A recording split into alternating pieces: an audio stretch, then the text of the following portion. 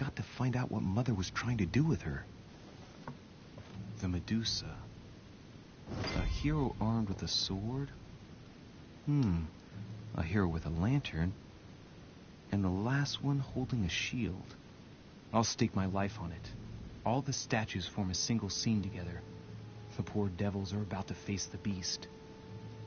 Let's give them a helping hand.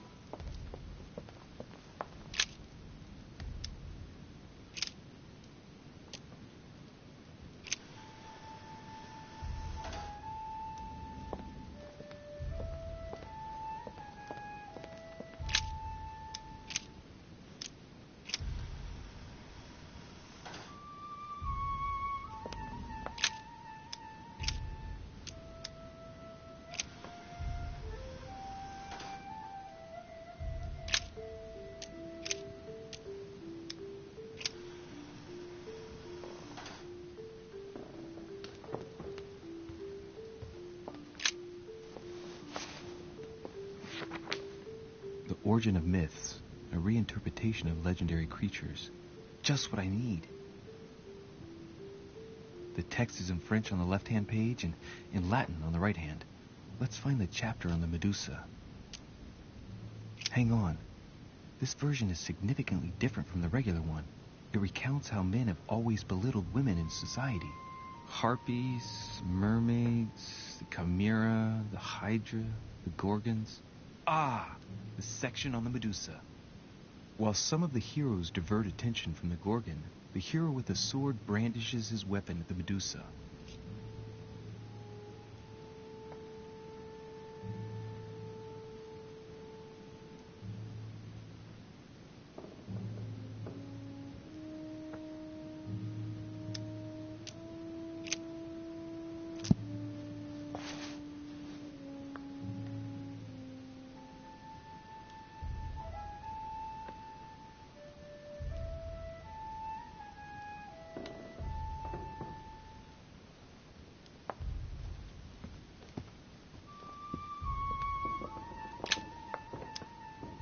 Devil's Thorn.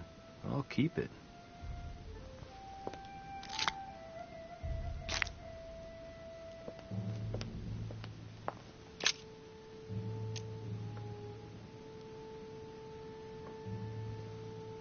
In Greek mythology, anyone who looked into the eyes of the Medusa turned to stone. So the monster's statue must be turned towards someone who can protect their eyes. It can only be the hero holding the shield.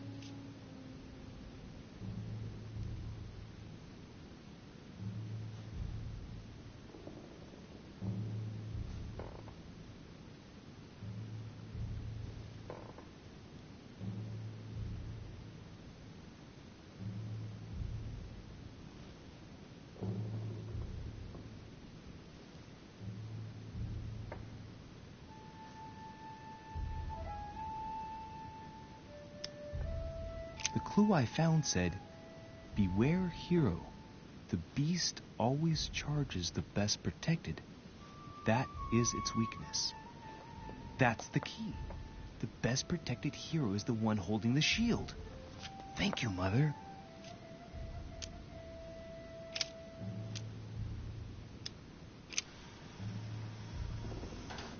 If I respect the legend, I have to place the hero holding the shield in front of the Medusa.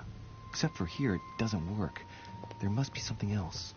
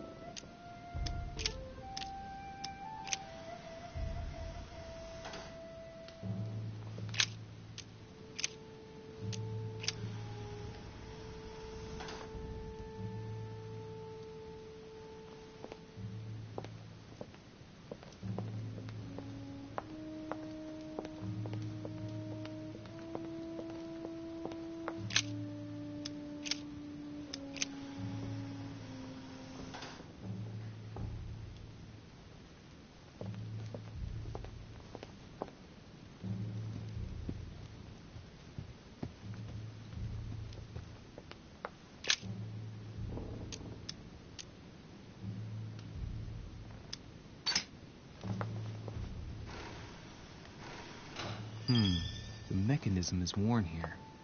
Whenever the shield is not turned toward the sword, the machinery freezes up. The statue must have been in this position most of the time, betrayed by the marks of time. So that makes it easy. The shield must face the sword.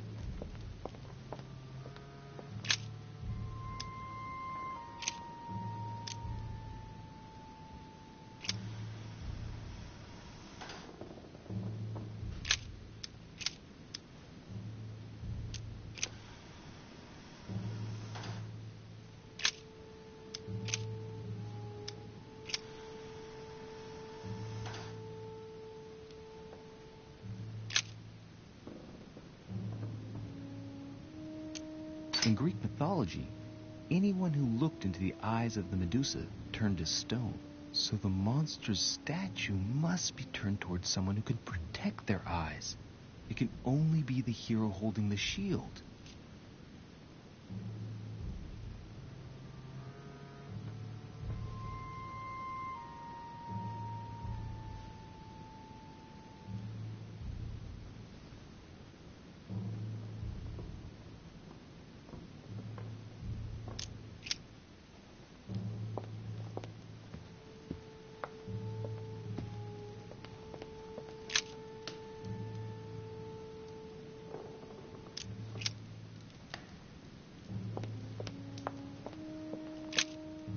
Now, Louis, it's time to keep a logical mind, as every good scientist should.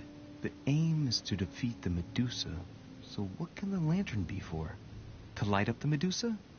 Hardly likely. The hero holding the lantern will be easy prey, and the shield will be of no use. To light up the sword? No, that makes no sense. So that leaves the shield. I wonder if the aim is to play with the light. If I turn the shield right, the light would be reflected. The ray of light will perturb the Medusa and focus her attention on the best protected hero.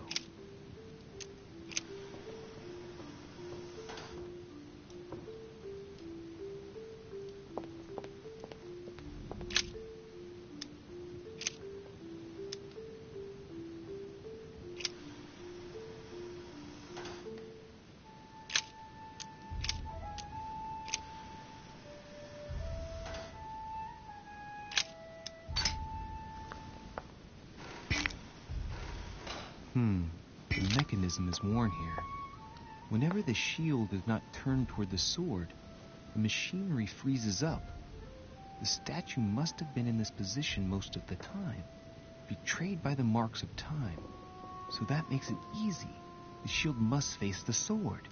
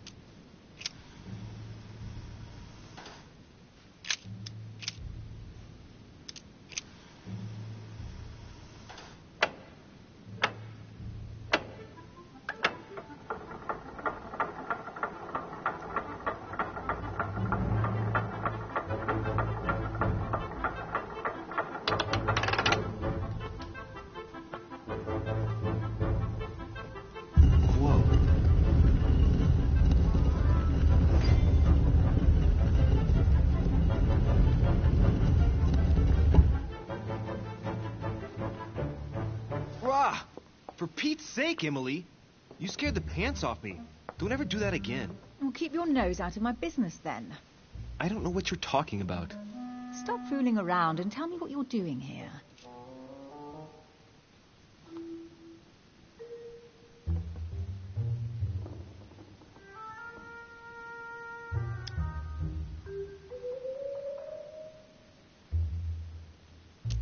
Oh, yeah? So tell me what you're doing here. I Yeah, just like me. Probably, but I asked the question first. Well, then, we'll pretend you haven't asked me yet. What about a little gallantry, Louis? Come on, I'm listening. What are you doing here?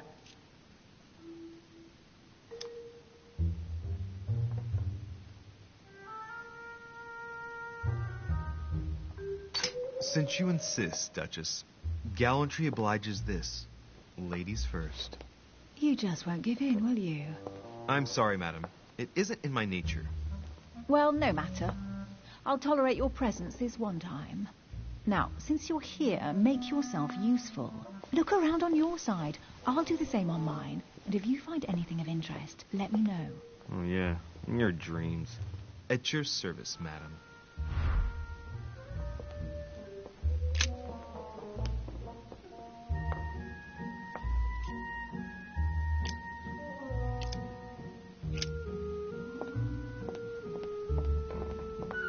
A golden fleece.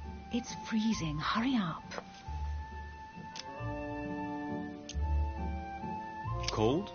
You want a rug? It'll warm you up. I wouldn't be caught dead in that horrible thing. That's a pity. The gold color brings out your eyes. And your flattery brings out your boorishness.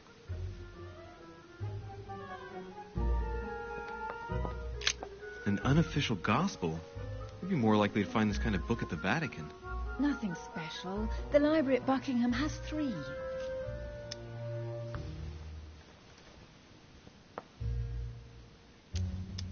I bet you've read them cover to cover. Naturally. Really? I'm curious. Tell me, what part stood out the most to you? The passage where Mary says to Joseph, "Hey, you, shut up." In other words, you haven't even opened one.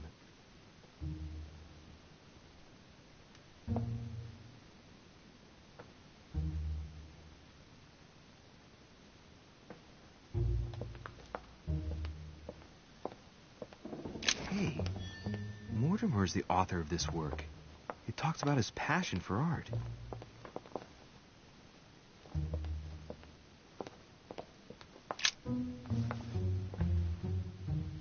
Guess what I found? The Holy Grail. Older than that. A piece of Noah's Ark. Not that old. This could go on for hours. Just tell me. Caesar's laurel wreath.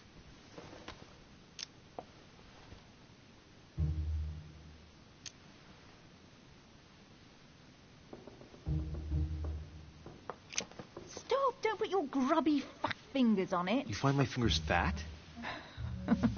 At least put on some gloves. Please note, my fingers are slim.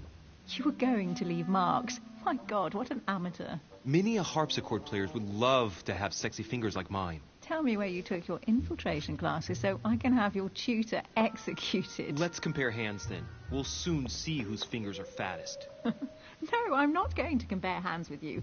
Let's just keep going. Bad loser.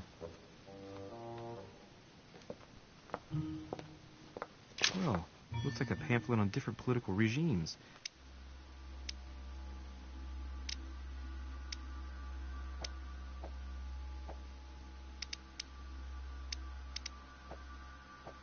Written by Mortimer himself.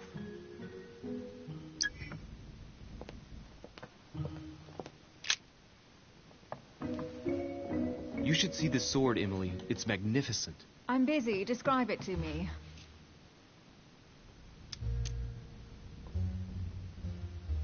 I think this is Excalibur, King Arthur's sword.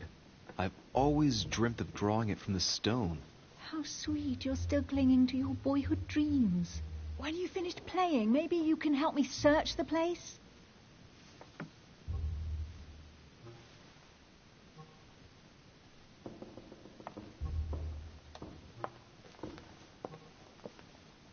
A fragment of amber.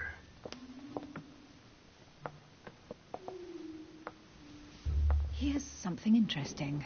A manor in Maine, hundreds of acres of land in Catalonia, properties in Shanghai. Incredible. Some of these deeds are over 600 years old, and all signed by the hand of Mortimer. I wonder if that's what inspired my mother's attention. How come all these documents have Mortimer's signature on them? Do you think all these properties really belong to him?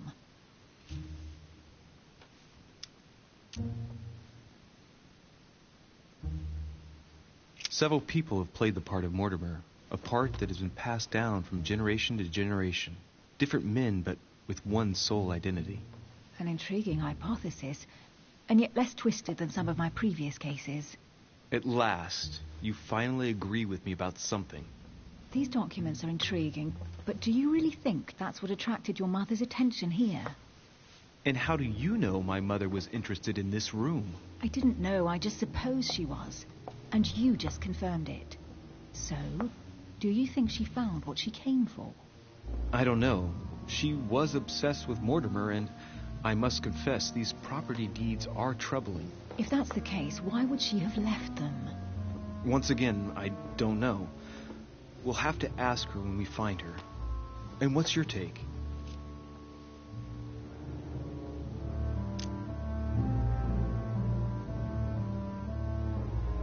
Why keep such a collection hidden in a secret room? Any thoughts? Mortimer has every reason in the world to conceal it, even if only to keep it from people like us. Hey, Emily, we're not thieves. We're only looking. I wonder why my mother didn't make it clear what she was interested in here. She didn't have time to write it down, or maybe she wasn't sure of what she was looking for. Or she wanted to protect her discoveries. It's disturbing. You'll just have to search the rest of the room. Maybe you'll find something.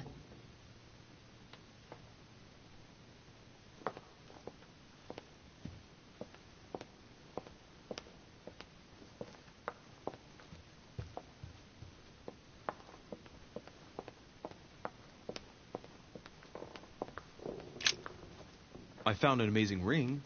There's an inscription engraved on it.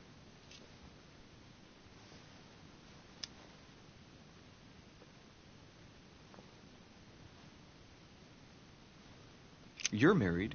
Why don't you wear a wedding ring? You mean wear something just to prove your love? Not my style.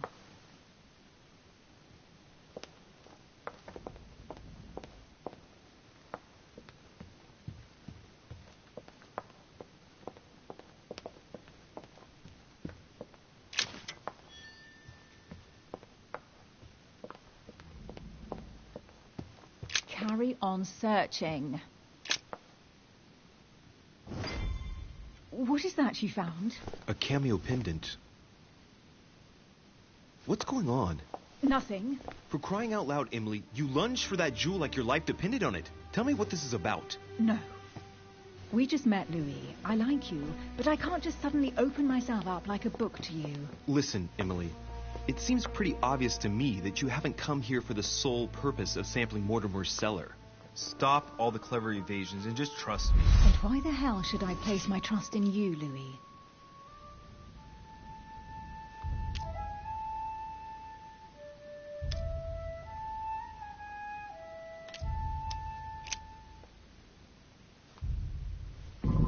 At least this way, things are clear. How do you expect me to open up to you at all if you can't even reassure me? Well, I'm prepared to trust you when it comes to choosing a French tease, but I've nothing to gain by confiding in you any further than that. Nothing to gain? Damn it, Emily. I'm only trying to help you. Stop needing to gain something all the time. Because you think I need help? Just like everyone. You have your strengths and your weaknesses. And there's no use pretending otherwise. Ha! And I bet you found out where I'm weak, haven't you?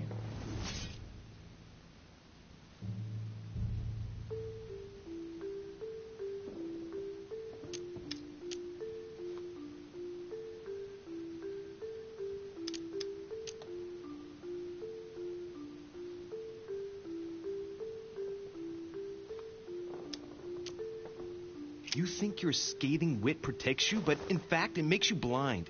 No sooner have people introduced themselves than you already see them in a bad light. You play the part of a strong woman, and yes, you are a strong woman, of course. But what I see is a sensitive young lady who lacks self-confidence. Stop adopting a defensive posture and you'll see just how quickly new doors will open. There is some truth to what you say. I might have some weaknesses, but I don't need your help to overcome them. And I'm simply not contemplating collaborating with anyone at this time. Do you understand?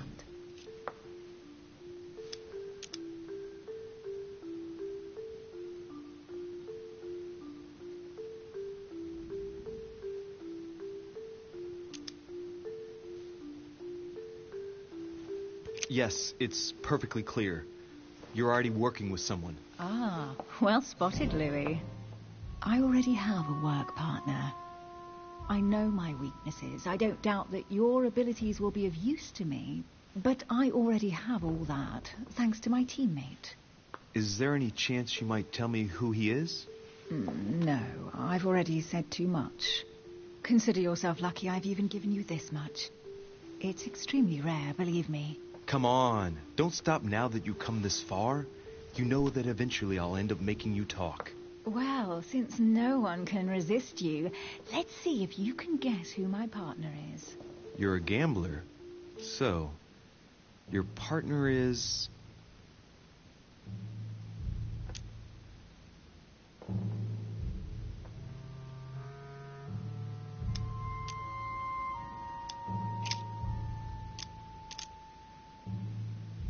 Your sister. She's your partner. She's the one you're looking for. Well, I am impressed. How the devil did you guess I had a sister? Virtually no one even knows. When it comes to getting results, you are very good, I grant you that. You deserve to know why the sight of the cameo pendant affected me so strongly. I thought it belonged to Emma, my twin sister. Oh. Now I get why you said you had a memory for two. Yes. You can't imagine to what extent, though. As children, everyone got us mixed up. So one day we decided to play along.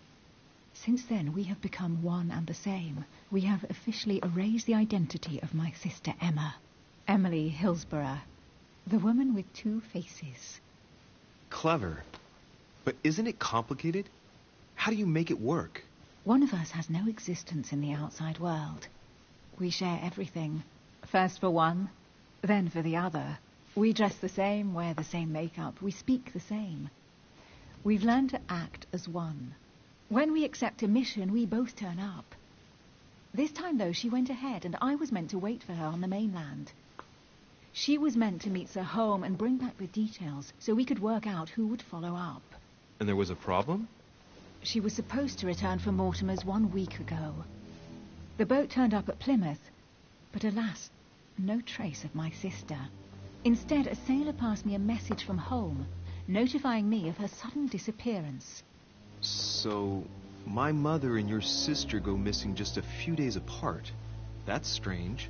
Maybe their disappearances are linked. It's clearly a possibility, but up to now I haven't found a trace of either of them. None of this is very reassuring. By the way, Louis, now that you are in on the secret, you are obliged to keep it to yourself, or you will pay very dearly. Don't worry. Your secret is safe with me. It's time to leave.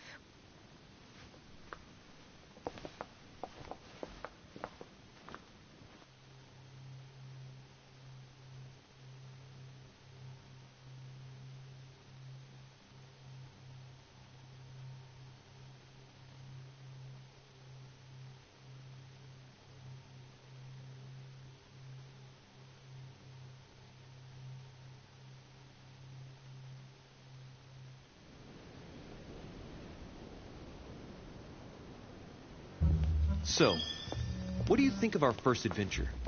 I must admit it has been fun by your side. Same here.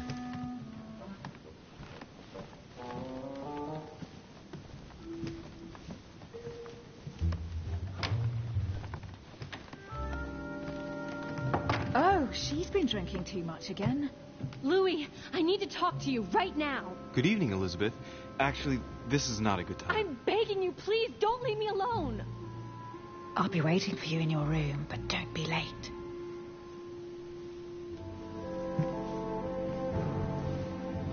I was sure there was a certain je ne sais quoi between us. Louis, we need to talk now. Otherwise, it'll be too late. It looks like Elizabeth really needs me, but if I start talking to her, for sure Emily won't wait for me. What should I do?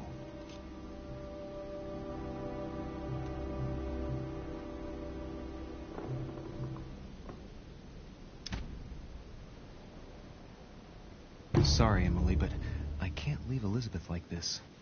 All right, Elizabeth. How can I help? Thank you. Come on, follow me.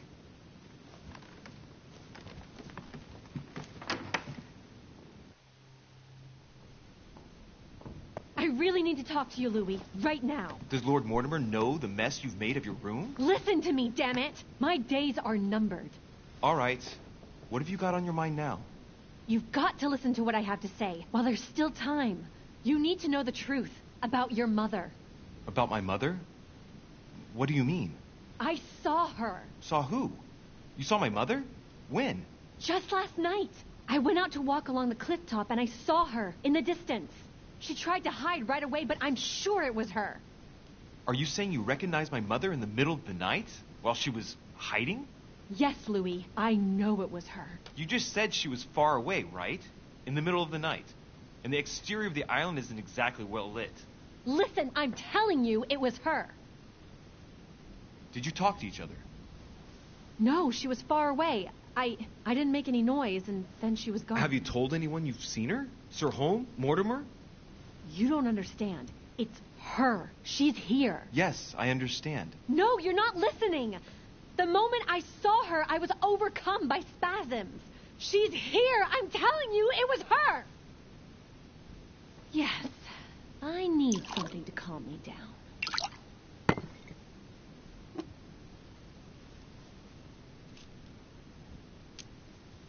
I'll drink with you, but let's go easy on it, okay?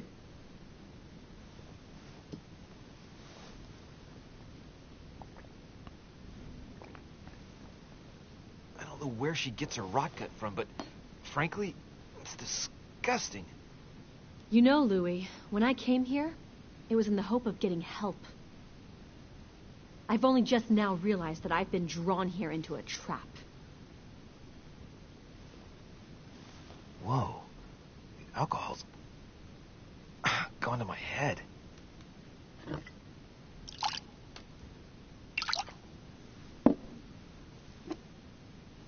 Here, the condemned's last drink.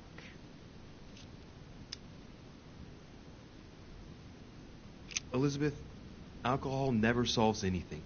I'm going to stop now. Listen up. You want to know what your mother was capable of, right? You want to know the reason why. Well, you're gonna have to follow me to the bottom of the abyss, Louis. Either drink or get out.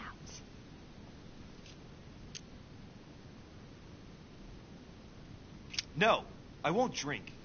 All right, Louis. Then get the hell out of here. You're incapable of opening your eyes, so be it. Get out!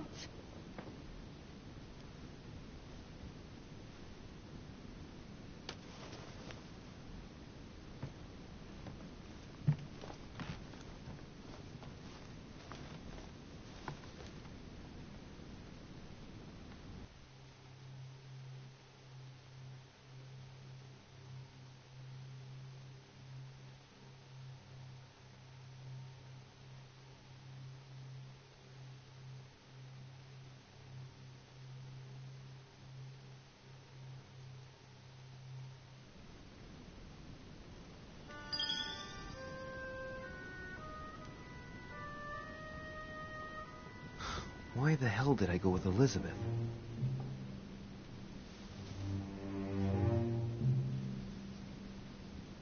I could have spent the night with Emily, but no. I had to go play the night with a big heart.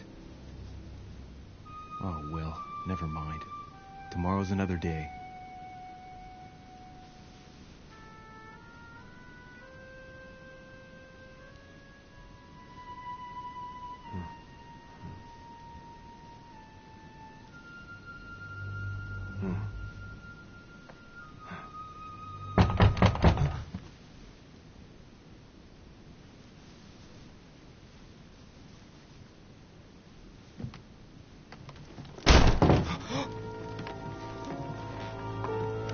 Monsieur de Richet.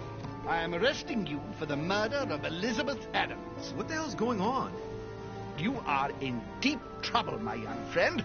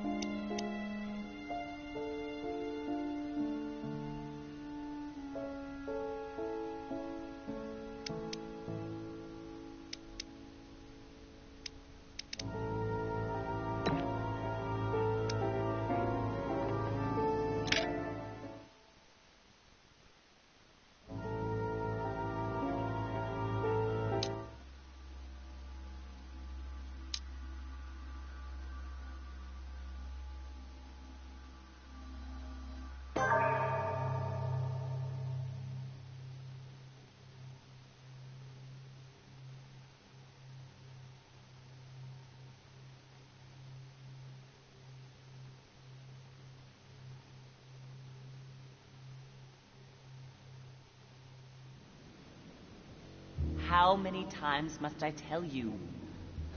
You must never put your life on the line for me. Mother has always had a fascination for Lord Mortimer, but has never wanted to tell me why. We are doing our utmost to find your mother as quickly as possible. Without your mother, hundreds of men of the cloth would have gone to the guillotine. All I can tell you is I'm looking for my sister. Do you believe your mother capable of torturing a child? An agreement for cannons. Lord Mortimer assured me that you are to take over the project on behalf of your mother. Johann Christoph von Wollner, Minister of Religious Affairs, and Jacques Peroux, French Revolutionary Tribunal Judge. You will find that Lord Mortimer is not what one would call conventional, Monsieur de Richet. Monsieur de Richet, I am arresting you for the murder of Elizabeth Adams.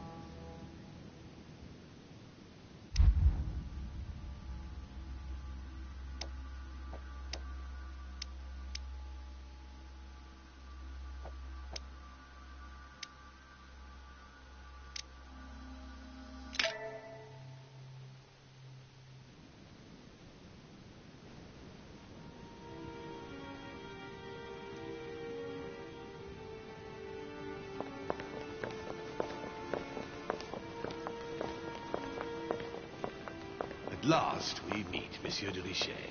Do you mind if I call you Louis? Please do. Thank you. I wish to apologize wholeheartedly, Louis. I made you cross the seas, and I wasn't even here to welcome you. When I asked you to join us here, it was, of course, in the hope that you would help us find your mother. But an act of horrific violence occurred during the night, and I do not know if this is linked to the disappearance of Sarah.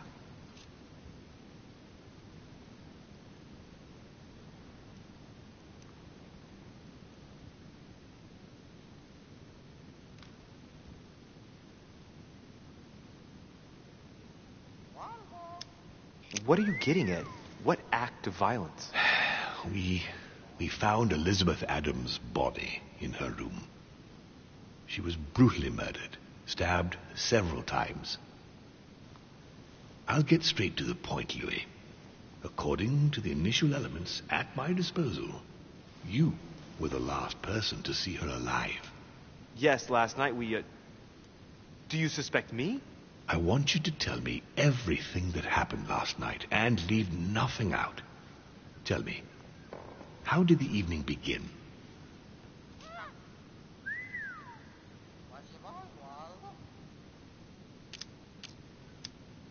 Duchess Hillsborough and I were returning to our rooms when Elizabeth came up to us. She was in a state of panic and insisted that she needed to speak to me. She said she feared for her life. I took my leave of the Duchess and followed Elizabeth to her room. Continue. She insisted we have a drink, without which she refused to confide anything. What exactly did she want to speak about?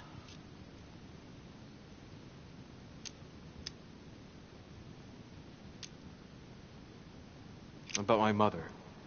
She had just found out that I was Sarah de Richet's son. Elizabeth wanted to tell me about the horrors my mother apparently inflicted on her. Finding out that your own parents had always lied to you. Well, that must not have been an easy thing to hear. But do go on. I refused to go on drinking with her. She already seemed drunk and her conversation became confused. So, then she ordered me to get out. If only I'd stayed. Don't blame yourself, Louis. How could you have known? But thank you for this new information. Louis, I shan't hide the fact that this tragedy puts me in a very delicate situation. I cannot risk upsetting the smooth operation of our next conference. But the case cannot remain unaddressed. I must reassure my guests, and justice will be done. And for that to happen, I must ask for your help. Why is that? You met Elizabeth. You spoke together, I believe. She trusted you. Listen, Louis. Find out who could have committed this murder. I refuse to believe that one of my guests is the murderer. I want to know who is responsible for this. And I trust you. You have my backing. You must stop at nothing. Can I count on you? Of course. How would you like me to proceed? Maybe you could start by going to the scene of the crime. Elizabeth was attacked in her room.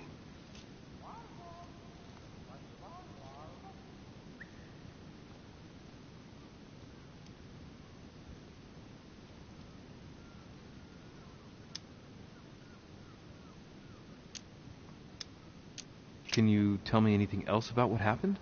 Now, Louis, I wouldn't want to influence you.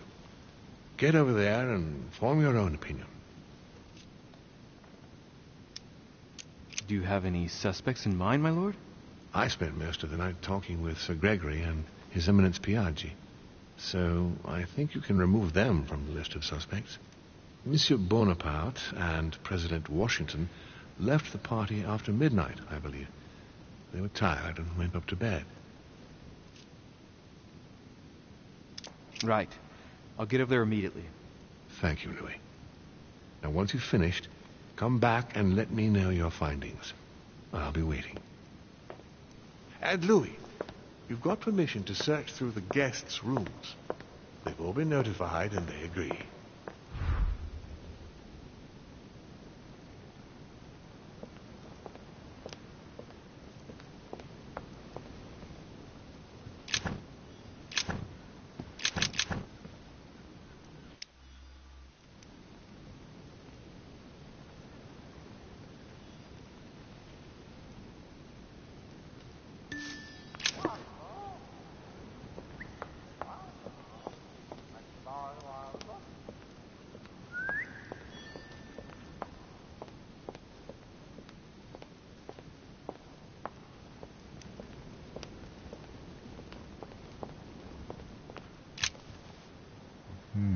Which four-letter word could open this?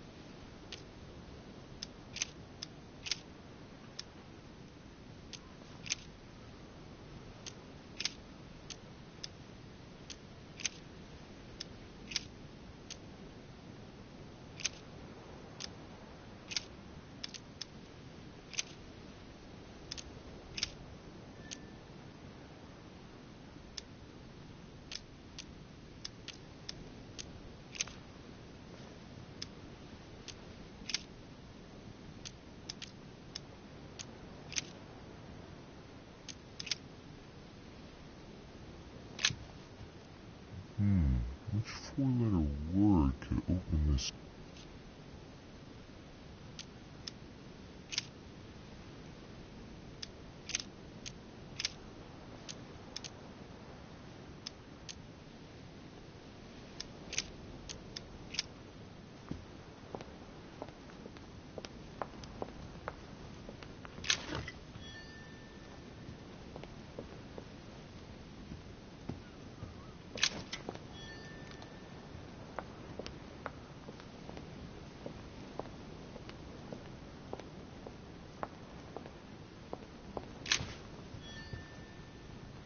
Dante's Purgatory.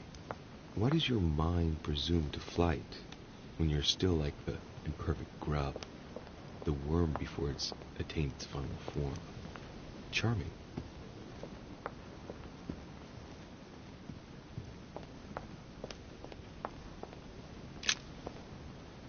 Your Eminence, I imagine that you've heard the news about Miss Adams.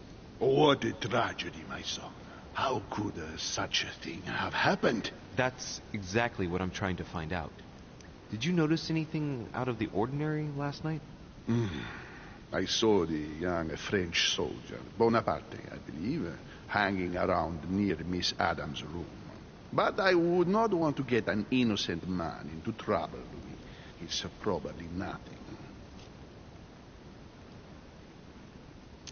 Not to worry, Your Eminence. If he is innocent, then he has nothing to fear. Do you know why Monsieur Bonaparte was hanging around her room like that? Well, I wouldn't be surprised to learn that the dashing young soldier had become infatuated with a fragile young woman who looked a bit lost. But I don't think he got a very warm welcome. Bonaparte and Adams? But they didn't even know each other, did they? I couldn't say Louis. But if I were you, my son, I would talk to Monsieur Peru. You remember how violently he set upon Miss Adams. Oh, don't worry. He's on the list of suspects.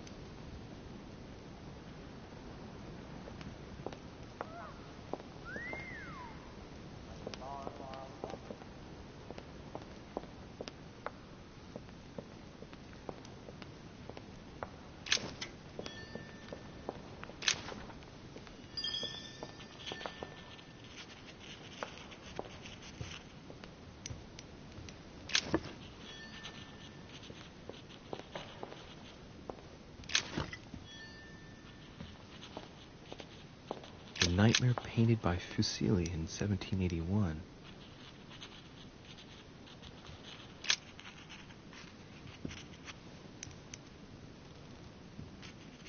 I've come to speak about the findings of the investigation, my lord.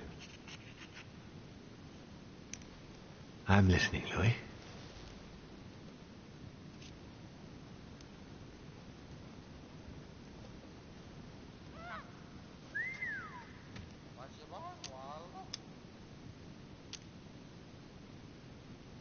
Will you remind me of the facts we already know about? Elizabeth Adams was killed last night, but Piaggi was with Holm and I until late at night.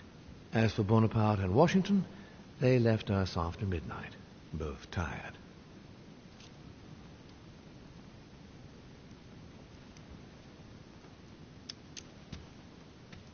I'll be in touch as soon as I have any more information.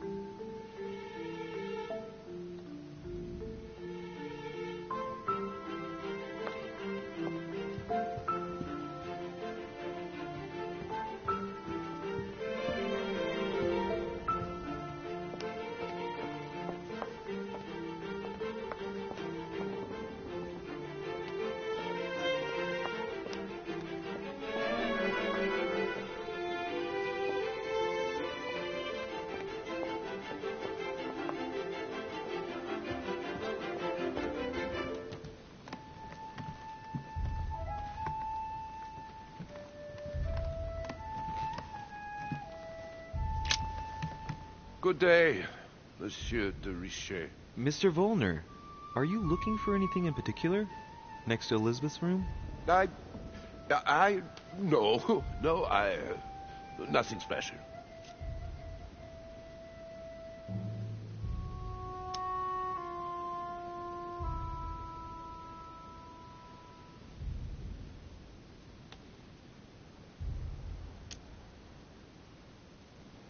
Lord Mortimer must have informed you of the necessity for everyone to remain in their rooms until further notice. Certainly, but I'm a guest, not a prisoner. I was looking for a servant, since we don't all, unfortunately, have one at our disposal. Yeah, right. I shall leave you now, sir. I will return to my room.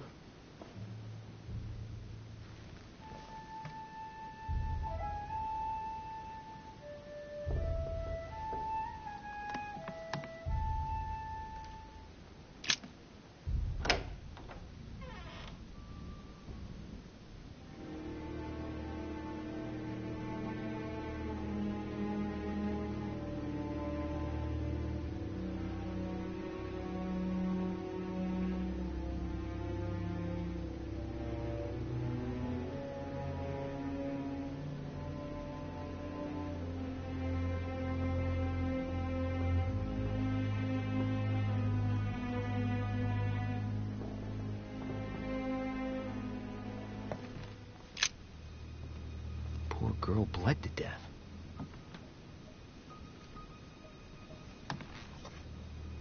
Whoever left that footprint has boats for feet. That's at least a size 15. Where's a size like that here? Peru? Washington, maybe.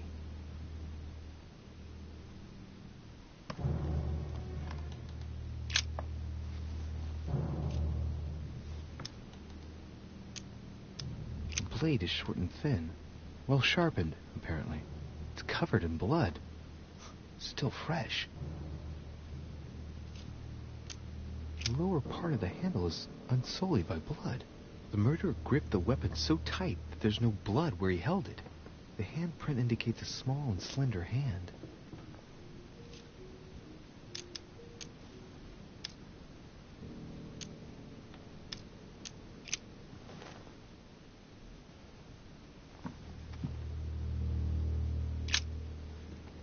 Poor girl bled to death.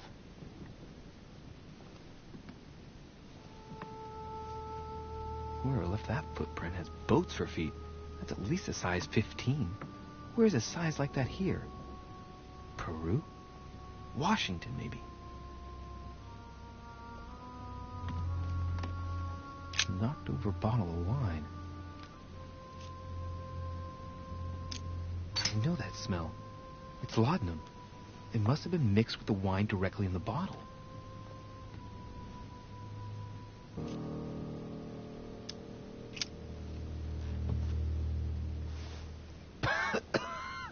Same thing Elizabeth served me last night.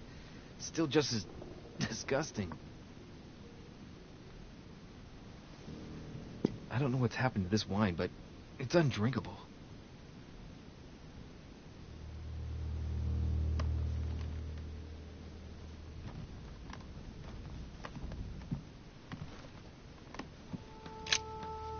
Vials of laudanum.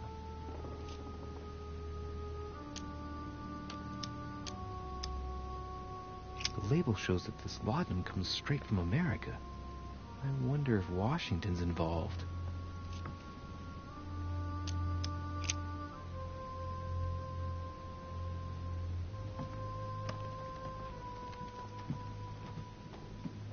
The blood spatter indicates that the murderer must have held Elizabeth upright during the attack. Even if Elizabeth wasn't very big, I doubt she wouldn't have put up a struggle. It takes tremendous strength to overpower someone like that.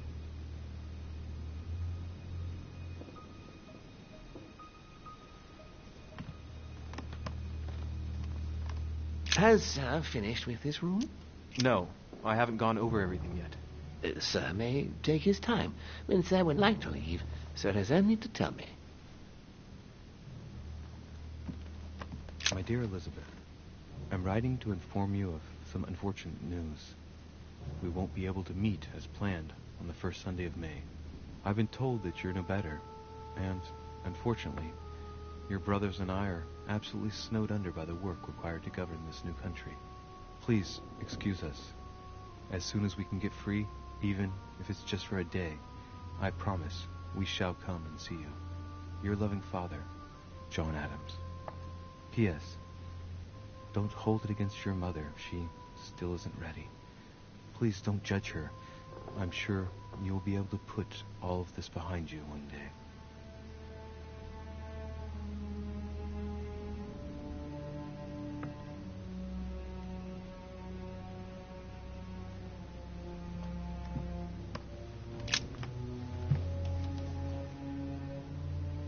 Clock stopped at 3:54. If it was smashed during the murder, then I've just established the time of the crime.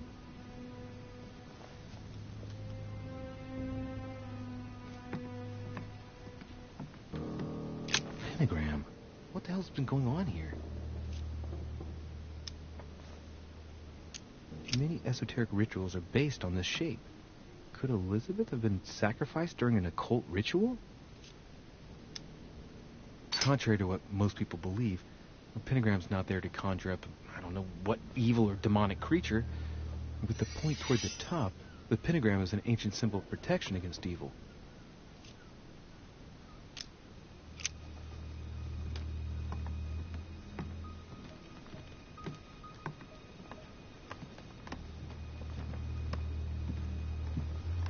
Piece of fabric, high quality at that.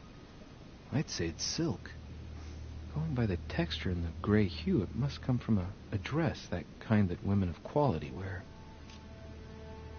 It's a travel dress. The silk has been lightly waxed to protect it from bad weather. And I know the very woman who came up with the idea, given all the traveling she does. My mother. God help us. Why did she come here in the first place? The material appears to have undergone abnormal wear and tear. She must have been scouring the countryside, and that doesn't look good.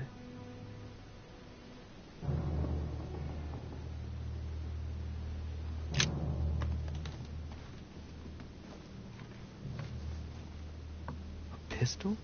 Fairly new, I'd say, and judging by the weight of it, fairly light.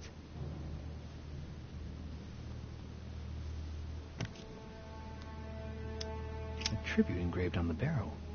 To the liberators of France. A tribute engraved on the barrel. To the liberators of France. It's extremely well maintained. The barrel is perfectly clean. It isn't loaded, and there's no traces of gunshot residue. I'd conclude that it hasn't been used recently. Right. I shall have to find its owner. August 24th. 1792. Elizabeth, I am driven to despair and doubt there is any point in writing to you. I'm not even sure you'll receive my letters. Father controls my correspondence more and more. I am certain he filters our exchanges. Thankfully, one of the chambermaids is able to help me get my letters to you. But they still remain unanswered. I often think about you and pray every day to be able to hold you tight. We have so much time to make up. I beg you, answer me, please. Your loving sister, Abigail. P.S. That horrible woman came again yesterday. She spent a long time speaking with Father. I didn't understand everything because they spoke in French, but I'm sure they were talking about you.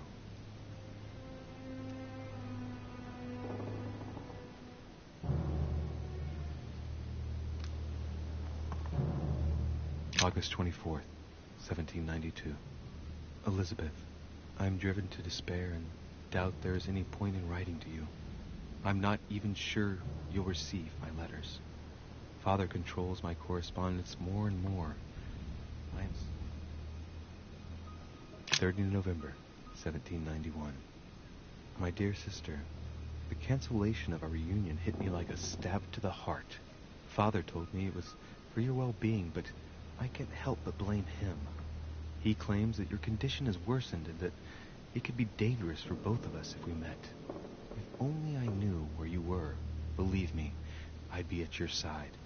I haven't received any news from you in a long time. Please write. Your loving sister, Abigail. P.S. I hope you like the enclosed talisman.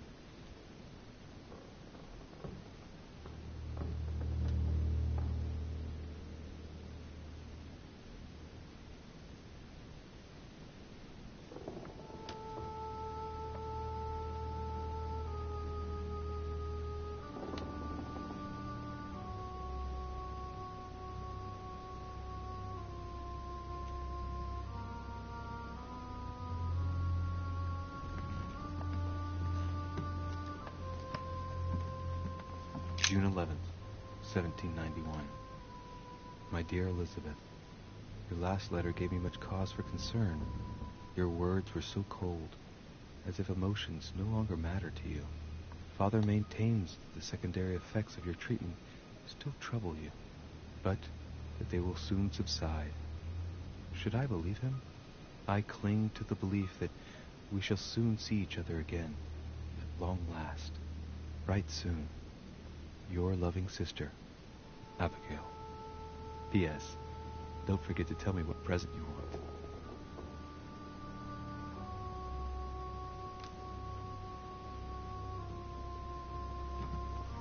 Notebook, written in Elizabeth's handwriting. It is written in a mix of several languages. Medieval Latin. Well, enough to translate a bit. He's coming. The demon is upon me. He's coming back to kill me. There she is. Death has come to finish me off. I've just run into her son. That was her last entry. What tortured writing.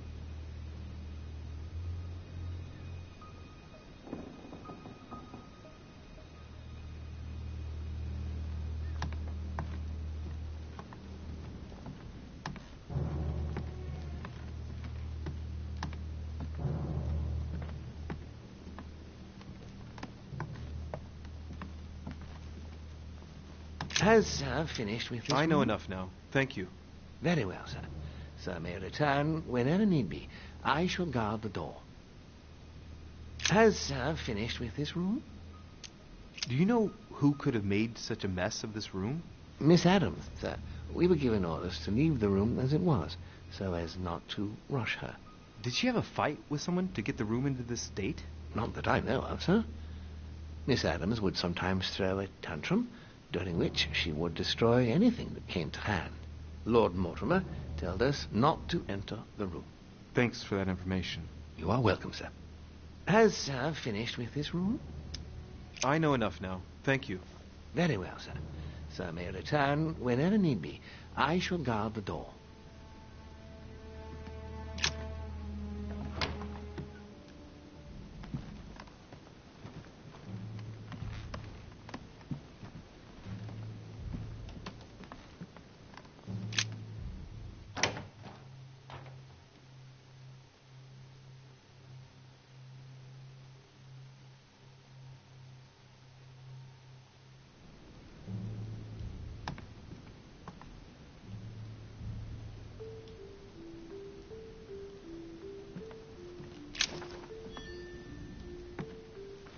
Golden elixir.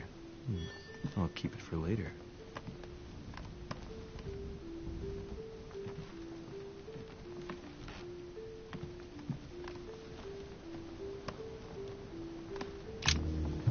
Greetings, Louis. Mr. President, you can guess why I'm here. Of course. Lord Mortimer has sent me to ask you a few questions about last night. It's... How am I going to tell Elizabeth's father that she's dead? I know, Mr. President. I shall endeavor to find out the truth about this tragedy. I must ask you to help me, though. Please.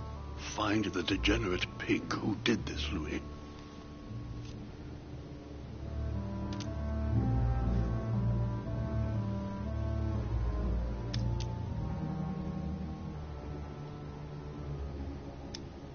Were you aware that Elizabeth took laudanum? Yes, she came to ask me for some. She had finished her reserve, I believe. Do you take it regularly, Mr. President? Unfortunately, I do, Louis. I still suffer from a terrible toothache, and it's not likely to get any better. It's just for that, then? Old age, my young friend. I don't wish it upon you, but you'll soon see. At my age, it's rare to have no problems in that domain. And do you take a lot? A moderate amount, Louis. Only the dosage indicated on the prescription of my doctor. Tell me, Mr. President, had you spoken to Elizabeth since your arrival? You know her father. You thought she was dead. No, I didn't. And I believe I'll be taking my remorse with me to my grave. I wanted to, but I didn't know where to begin. You can't blame yourself. You couldn't have known that her days were numbered.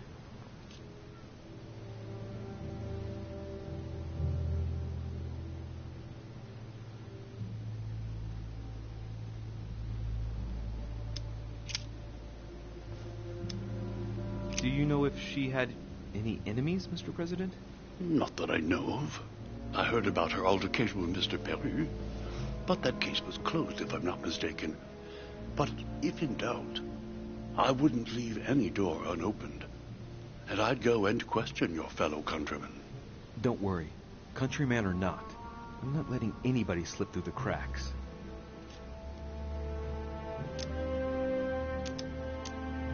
Mr. President, we found a footprint at the scene of the crime. Not a dress shoe, I hope. That's all I wear. No, rest assured. It looks like the print of a big ankle boot. A large size, I'd say. Perfect. That should help you, Louis. It's a clue. Greetings, Louis.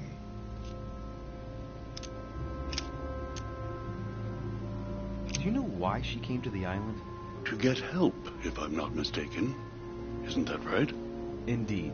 Sir Gregory suggested to her father that he introduce her to Lord Mortimer to see if he could help her. Yes, Lord Mortimer has a talent for healing, apparently. I'm not surprised Sir Gregory advised her to come. Agreed.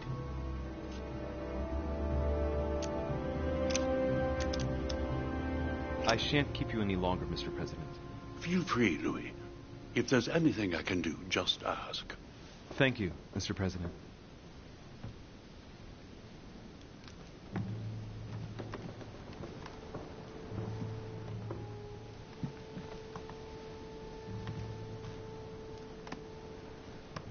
It looks like a note between Emily and Washington about trade deals. My dear George, I'd like to invite you to join me as planned at my place. I have a project to show you. It is time that the United States played a more important role on the world stage. I understand your reluctance of playing with fire. I know your new country is very young, but rest assured that I would do nothing to jeopardize what we have built together. I look forward to seeing you soon. Your friend, William.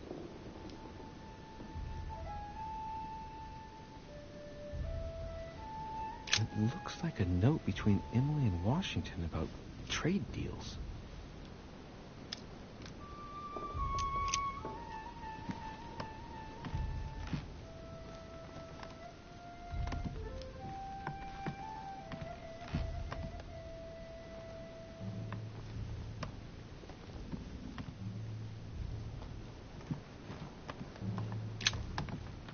It's Carmelite water. They say that if you drink this, it gives you a real boost. Portrait of George Washington.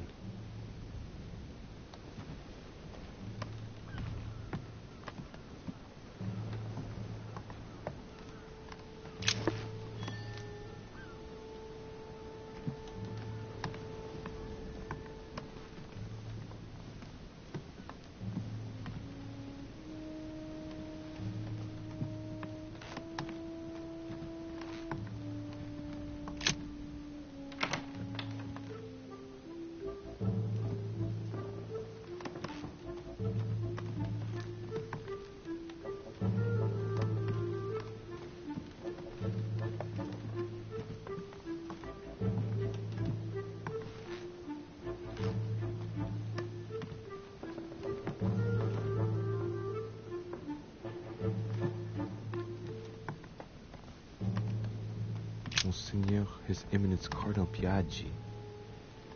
Monseigneur, His Eminence Cardinal Piaggi.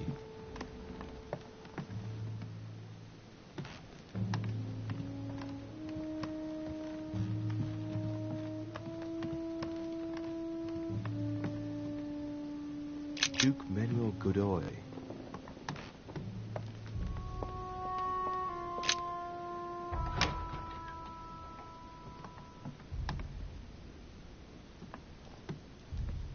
King George III in coronation robes. Nice touch. Tending children at the orphanage in Harlem. I find it a little hard to understand this painting choice.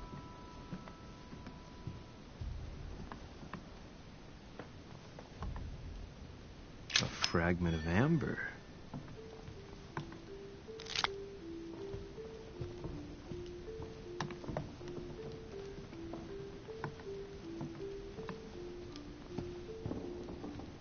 Dear E, I received your last letter. Unfortunately, the Crown informed the Golden Order that our mission should under no circumstances hamper Sir Gregory's plans. Decidedly, they have support from the highest level in Buckingham Palace. So here we both are, hands and feet tied, and little room to maneuver. Keep me abreast of events. Our mission is becoming more complicated. Yours, E. T.S. The French chapter of the Order doesn't appear to know anything about the arrival of our friend Sarah. I therefore cannot comment on it. However, my guess is that she has come here for personal reasons.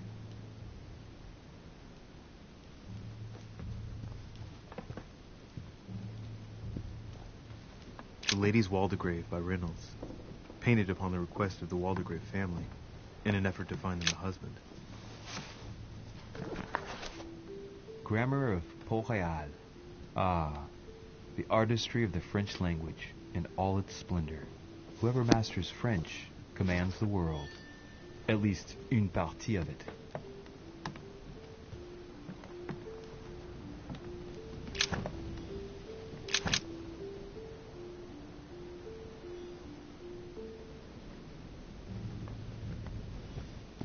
A letter from William Pitt the Younger, addressed to Emily. He's the present Prime Minister of the United Kingdom. Emily has indeed some powerful backers. Madam, thank you for consoling the Queen. The King's situation is worsening, but I wager he'll recover from this present fit. Next time you speak with Her Majesty the Queen, would you please be so kind as to ask her to look into my petition to raise taxes with the King? I will personally see to it that our nation will recover from this impasse. But King George's mental situation is slowing down our decision-taking. Thank you in advance for all your help.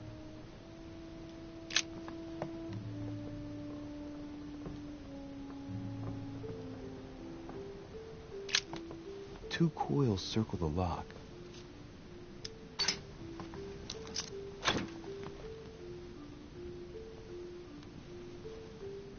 Dear Gregory, thank you for the information. I've managed to find out about the names you gave me. George Washington is a man you can trust. In spite of his obvious talent for politics, he has remained upright and honest. On the other hand, as you may well know, he is already doing business with Lord Mortimer. It will be more difficult to approach him. Napoleon Bonaparte was unknown to me until today.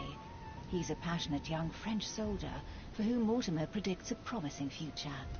Take heed. He is a man of conviction, which to my mind makes him potentially dangerous. As for Sarah de Richet, what more is there to say? You already know each other. She was apparently invited by Lord Mortimer about an ongoing matter in Paris that concerns a receiver in stolen art. See you soon. Duchess Emily Hillsborough. I have no space left. I'll retrieve it later.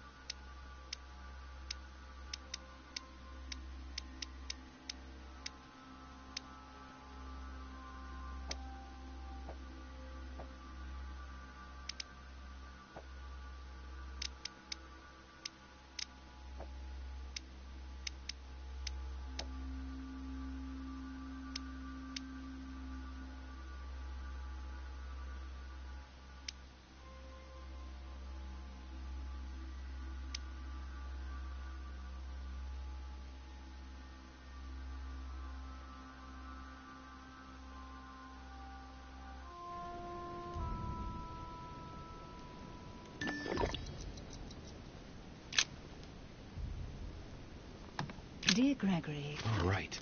I've retrieved everything. A letter from William Pitt the Elder addressed to Emily. He was the English Prime Minister. This letter dates from 15 years ago now. Madam, I shall never thank you enough for all your care and attention. I shall be indebted to you until my last breath. If you have any request of me, you only need ask. With regards to my son William, I shall never thank you enough for looking after him. You know the latter's preferences, and you will understand he needs you desperately. For that, and as agreed with Queen Charlotte, our friend Duke Hillsborough will carry out his task and meet with you within 6 months. From then on, you'll be free from want. Yours sincerely, William Pitt, Count of Chatham.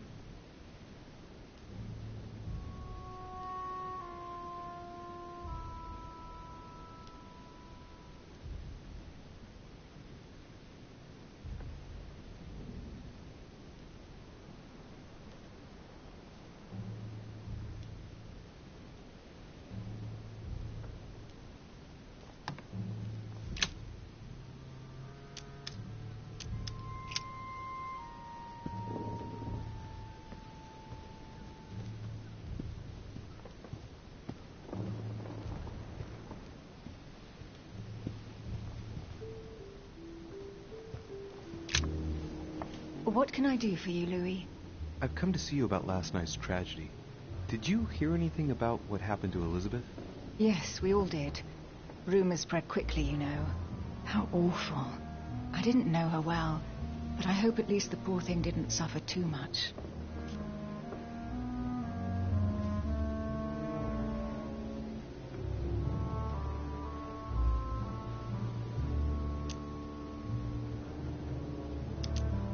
Death came quickly. You can be assured of that. If such a senseless act can happen here, then none of us is truly safe anywhere. Lord Mortimer must be mortified that one of his guests could have committed such an act, don't you think? He is indeed very upset about it. It's only natural after such a violent murder. Violent? What do you mean? Elizabeth was stabbed 9 times. Oh my God, Louis. How awful. The murderer must have had a serious grudge against her to set upon her like that. It must have been a crime of passion. Do you know what happened exactly? In fact, Lord Mortimer has asked me to look into this case, Emily. Really? Are you Lord Mortimer's snoop now? I'm doing it for Elizabeth, not to please Mortimer. Good for you. Quite right, too. Have you found out anything?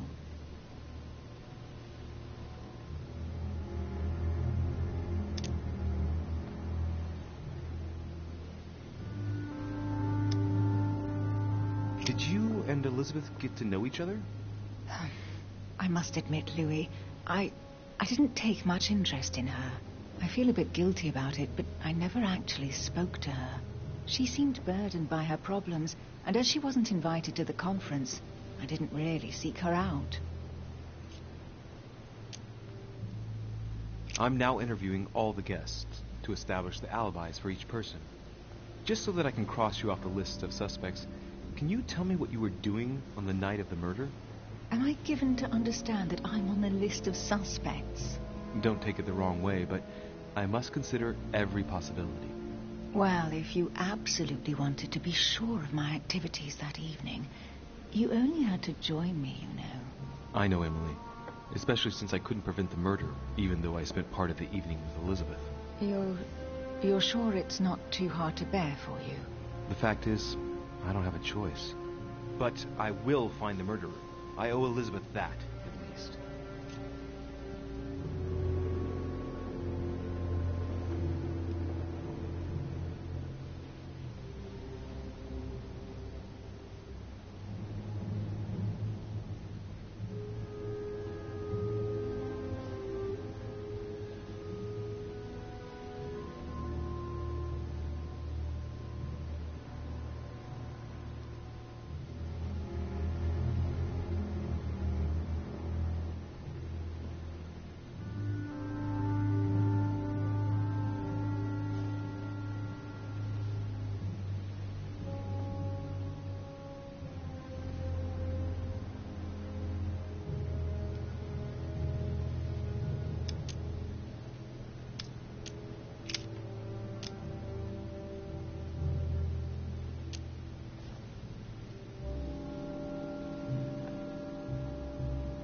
I hear you were in discussions with the Holy See.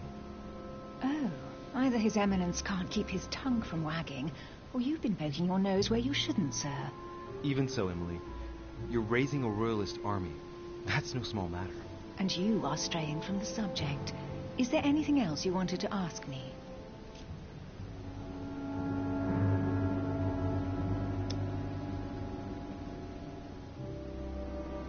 We found the murder weapon. What is it? A dagger, quite slim. Have you found its owner? Not yet. Still searching as it happens. That said, since the blade penetrated the body several times, the murderer's hand will have been covered in blood. You think that's a clue? The handprint was a very slender hand, Emily. Probably that of a woman. Do you realize what that means? There are only 3 of us on the island. Bearing in mind that neither my sister nor myself had any reason to set upon the young lady, that means... I know, Emily. I know. Keep up your courage, Louis. I'm sure there's an explanation. You're bound to shed some light on it all. If what you say is true, Emily, I'm less and less enthusiastic about shedding any light on the subject.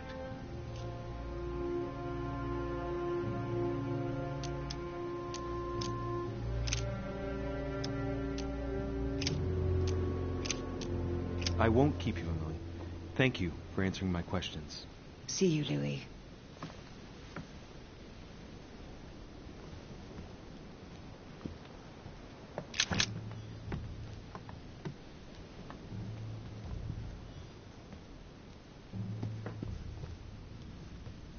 Dear E.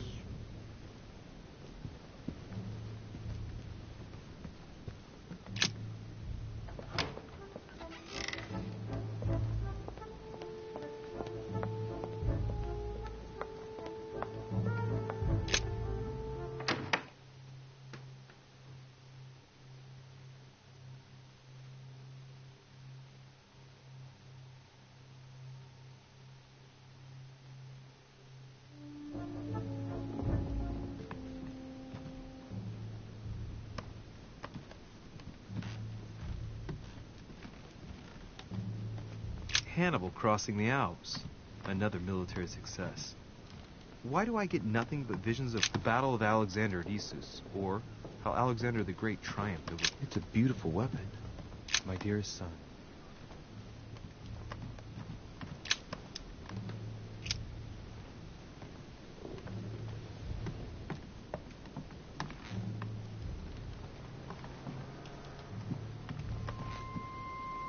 French actor Talma is Nero in Britannicus, the last emperor of the Caesar dynasty.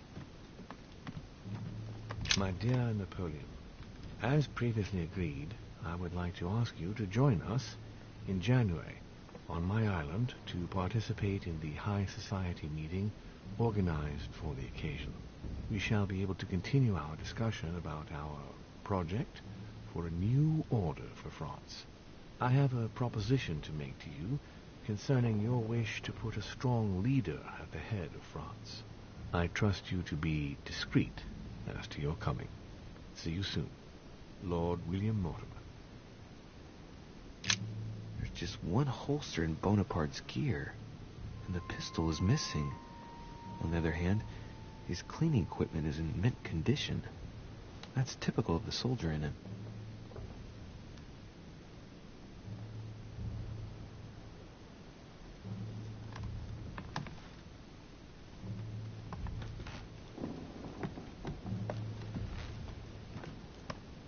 Bicorn decorated with a cockade. It must belong to a French soldier. Monsieur de Richet, please be quick. We are both very busy.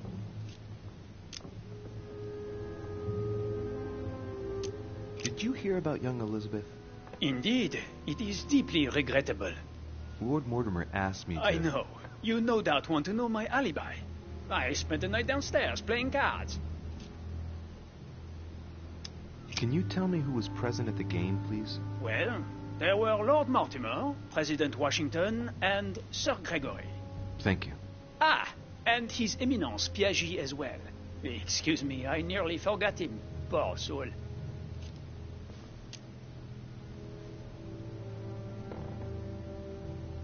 Did you notice anything unusual during the evening?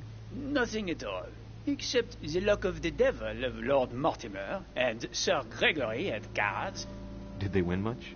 Oh la la, monsieur, they cleaned us out more like. But I plan on getting it all back before we leave.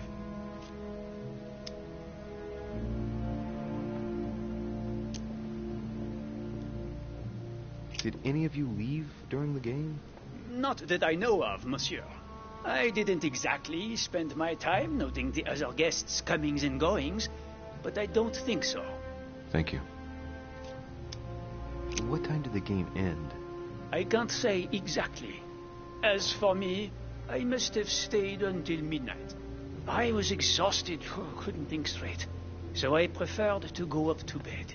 On your way up to bed, did you notice anything out of the ordinary? No, not in the least. The whole manor was sound asleep. Not really. No.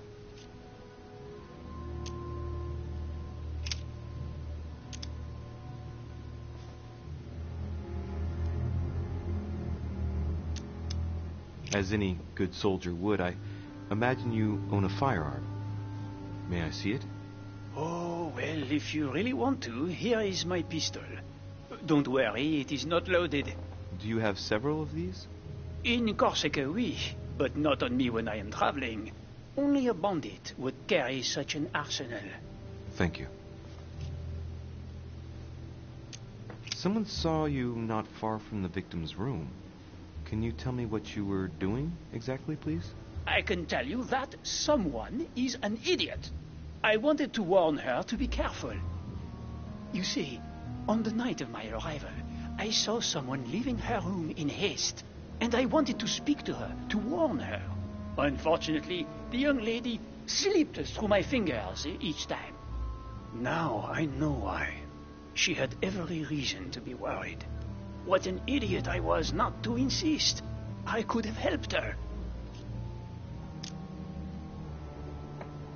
I've been studying him for a while now, and I don't think he was lying.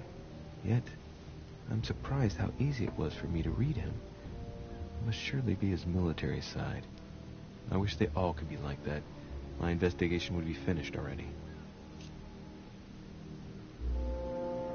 Well, have we finished, monsieur? Exactly. Thanks again for all your answers. Good day.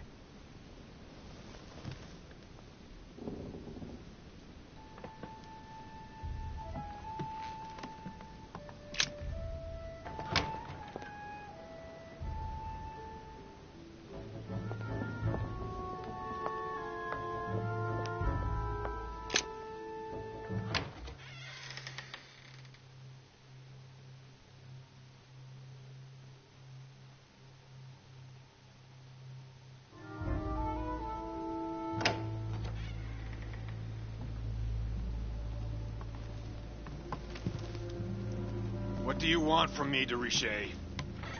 Greetings. It's fallen to me Cut that... the crap! Get to the point. We both know why you're here. And have you got anything to tell me? What does it matter? It's too late anyway. Do what you have to do and get out.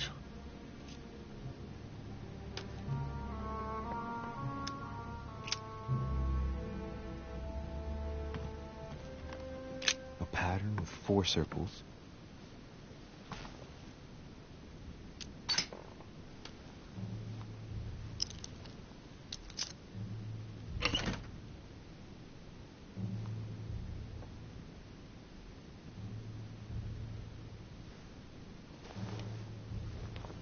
Dear Monsieur Peru, I'm writing to thank you for the funds you sent. These funds will be crucial for the renovation of the western wing of the orphanage. The children you sent are doing marvelously well, and little Pierre will soon be walking. Some of them still sometimes suffer nightmares about their parents on the scaffold, but I expect they will cease in due course. Should you decide to send us more, please note that another 20 beds will soon be ready. The children and myself will never thank you enough. Long live the Republic. Long live France.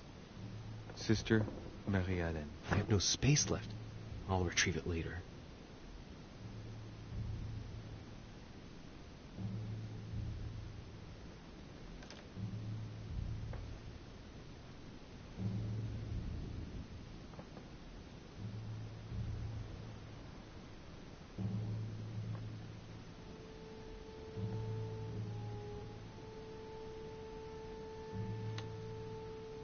no space left. I'll retrieve it later. The Massacre of the Innocents, but by Van Harlem. I think that Mortimer likes to play mind games with his guests.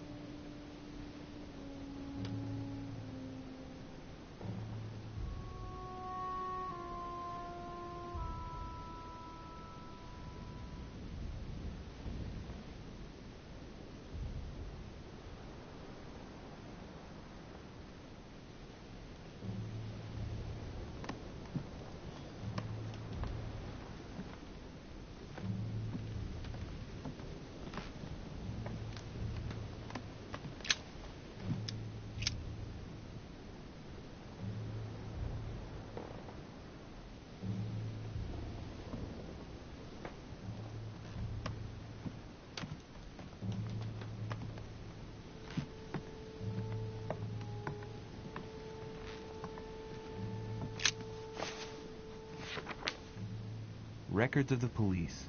Notes intended for the police lieutenant of Paris. It's a list of people under surveillance in Paris. And there's some well-known names on it. This is valuable information. This shouldn't be lying around.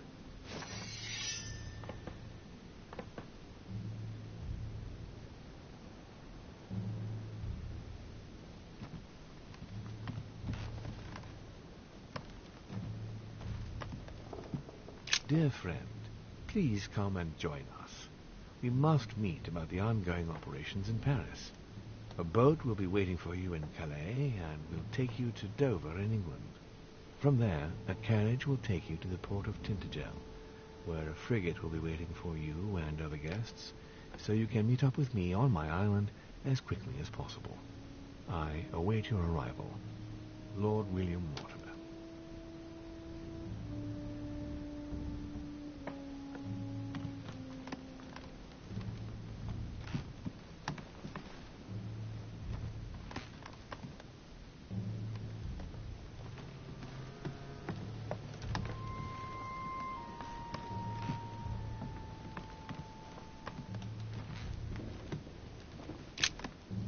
All right. Have you finished? Not quite. I'd like you to answer a few questions.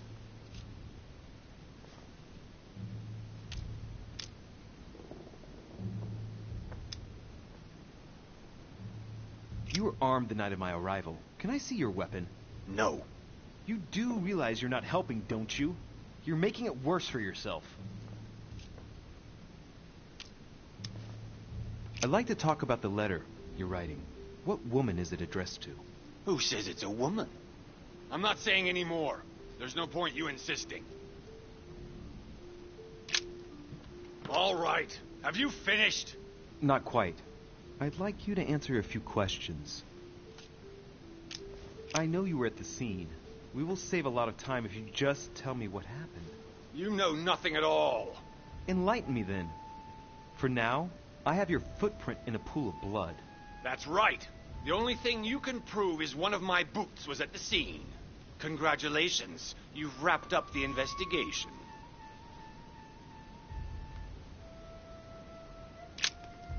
All right. Have you finished? Not quite. I'd like you to answer a few questions. Goodbye, sir. We shall meet again. Probably.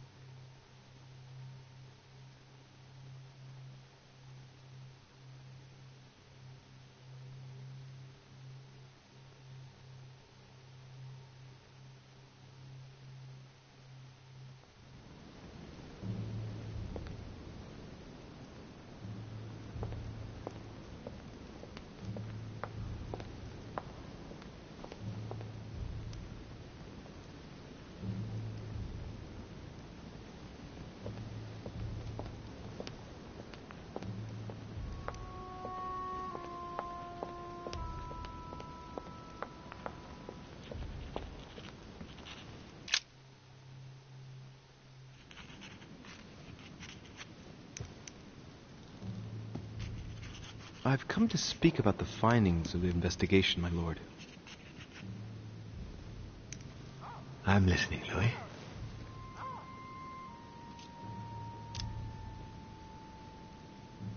I believe I've identified the murderer. Really, Louis? All right, then. Please, think carefully before you give me your answer. This is a very, very serious accusation.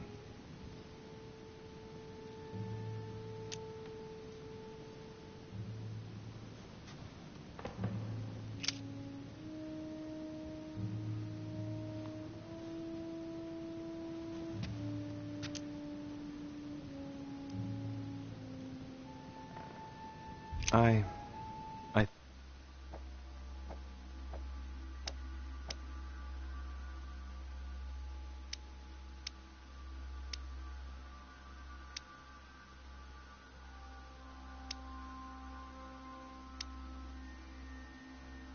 It's Piaggi. What? You think it could have been Cardinal Piaggi who killed her?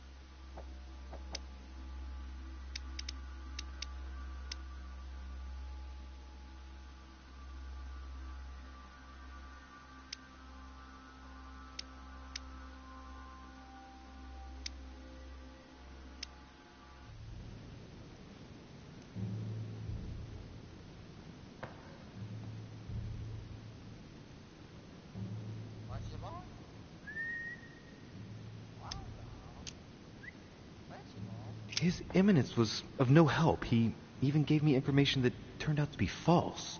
Well, Louis, that doesn't authorize you to accuse him of murder.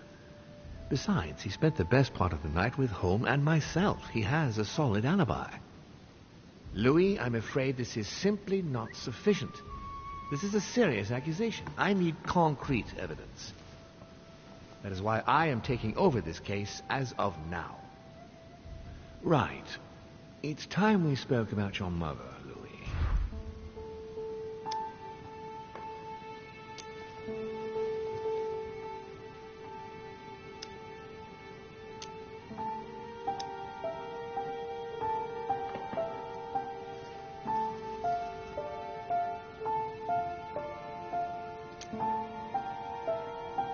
She isn't missing, you know. What? What do you mean? My mother has left traces in every nook and cranny of your island, my lord. She's definitely here. Now, what worries me most is why she doesn't show herself. That doesn't make me feel any better, Louis. What was the official reason why my mother came to your island? I knew about your mother's activities, and yours, in the Golden Order. I thought we had everything to gain by working together. You mean the cannon deal with Monsieur Bonaparte? Among others, yes. How did you hear about that? Monsieur Bonaparte came to speak to me about it yesterday, during lunch. I see. So impetuous. He was supposed to let me speak to you about it first. Our friend Napoleon desperately needed financial backing to properly equip his army. I took it upon myself to back him because I have a firm conviction that he can go far.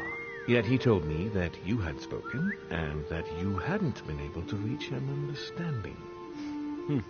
That's putting it mildly. Monsieur Bonaparte is one of those guys who only understands people who think like he does.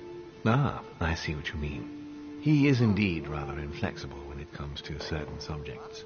But I am still of the opinion that you can manage to get along. We shall see. However, there's one thing that surprises me. Isn't Bonaparte a bit young to deserve so much attention? Well, you come straight to the point. I like that. Indeed, if you knew just how much you remind me of him. Trust me, I'll wager Monsieur Napoleon will soon prove himself.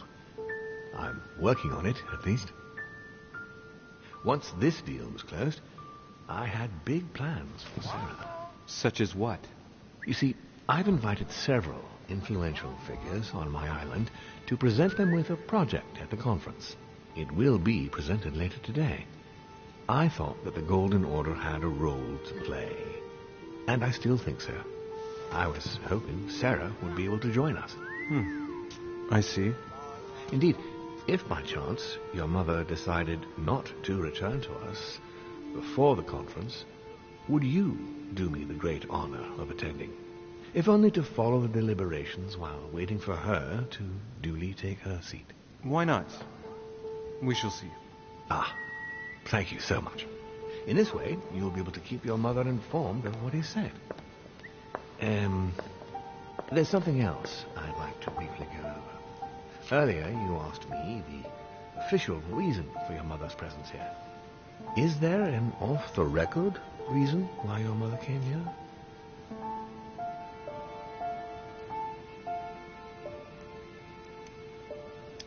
If only my mother had trusted me, but she remained very mysterious. I'd have been delighted to answer your question. Is this usual for her? As head of the Order, secrets are her bread and butter, as you can imagine. That said, it's the first time she hasn't let me in on the reason for her trip. And it intrigues me, to tell you the truth.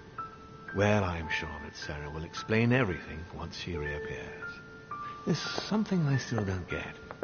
In your opinion, why would your mother remain in hiding over several weeks?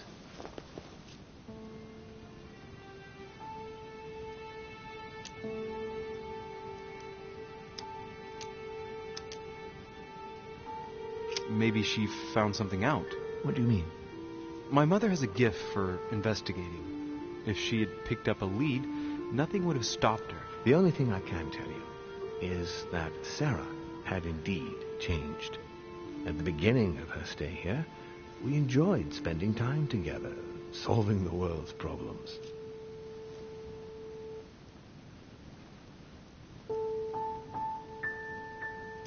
Tell me about her disappearance. Since she disappeared, your mother has been seen once. Her behavior on the evening of your arrival greatly surprised Gregory and myself. She resurfaced to attack Emma, Emily Hillsborough's twin sister. And she shot her with a pistol. Then, before Gregory could intervene, she ran off and disappeared again. I beg your pardon? Hang on. That means my vision on the wharf, it was actually happening inside the manor. Mother shot Emily's sister? The very person she came looking for? Why would she do that? Excuse me, but between that and the childhood of Lady Adams, it's all a bit much for me to cope with. I need to piece it all together again to see things more clearly. You said that you spent a lot of time talking together at the beginning. What happened for that to change? I'm afraid I haven't much to tell you. The more the days went by, the more she withdrew into herself. She never gave me an explanation. Until the day came when she purely and simply disappeared. Where did she go when she wanted to be alone? She would shut herself away in a room we use as a box room upstairs. Would you allow me to go there? Naturally, Louis, of course. I'll send you a servant to open it. Thank you. That's all I can tell you about the disappearance of your mother, Louis.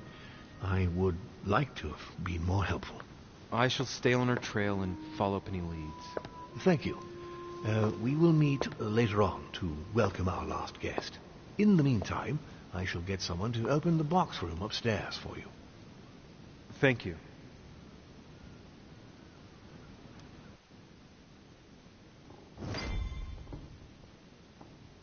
The room is just opposite Mortimer's study.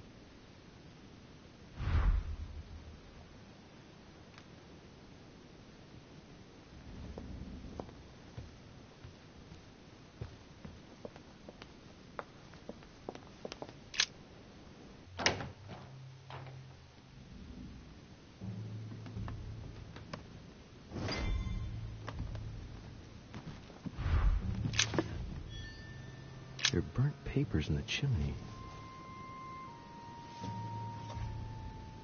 There's a legible fragment left. Hey, I recognize my mother's handwriting. She says we must find a safer way to communicate. Someone is onto us. Trust in my faith in the man with the sword. So Mother had an accomplice here. Who could it be? Who could she be suspicious of? I must find the next part. Faith, sword. I recognize her love of riddles there.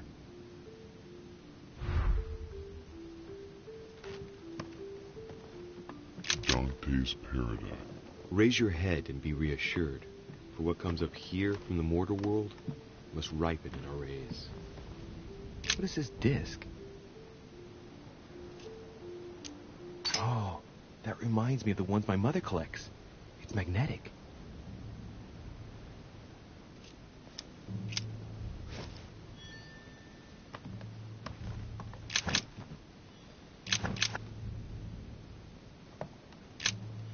St. Paul on the Road to Damascus by Caravaggio.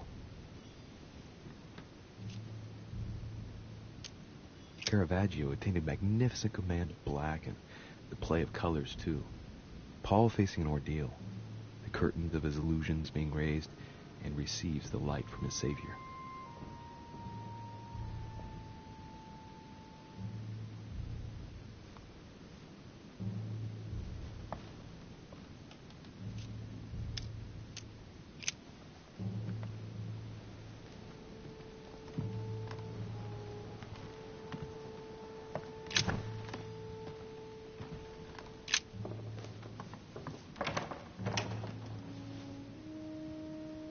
The door appears to be locked on the other side.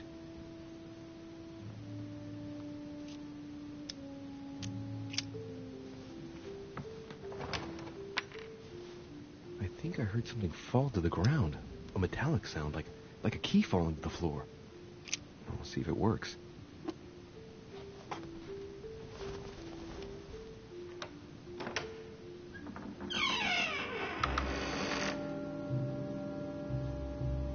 It's open.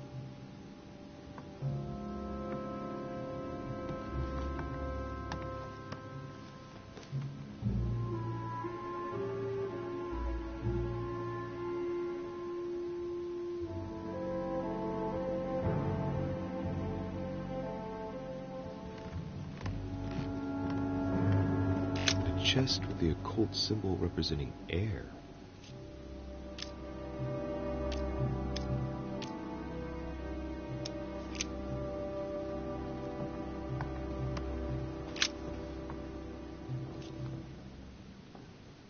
Drawing of the Apostle Matthew, painted by Guido Reni. He's represented as writing the word of the Lord, transmitted by the Holy Spirit, who appears here in the guise of an angel.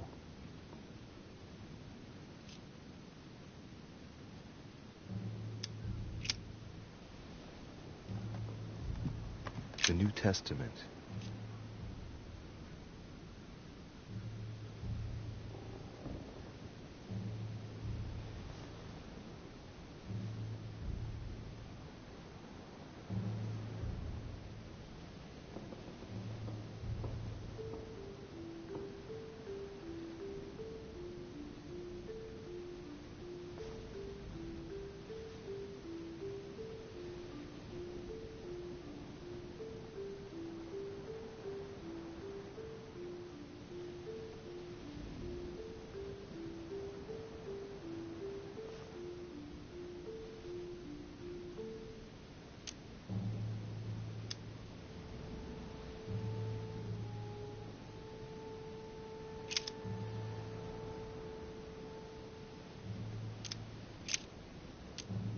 And it came to pass in those days that Jesus came from Nazareth of Galilee and was baptized by John in Jordan.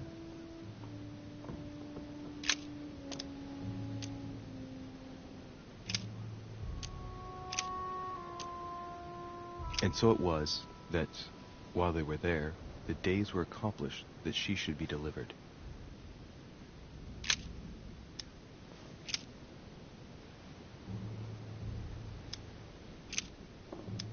Hereby know that we dwell in him, and he in us, because he hath given us of his Spirit.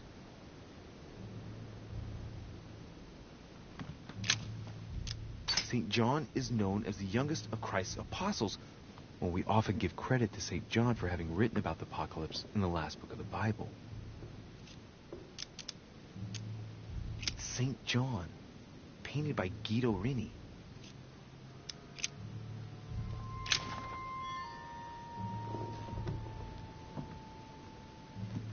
Several portraits of apostles, all signed by Guido Reni. Looks like someone touched this commode recently. There are fingerprints on the sheets and in the dust.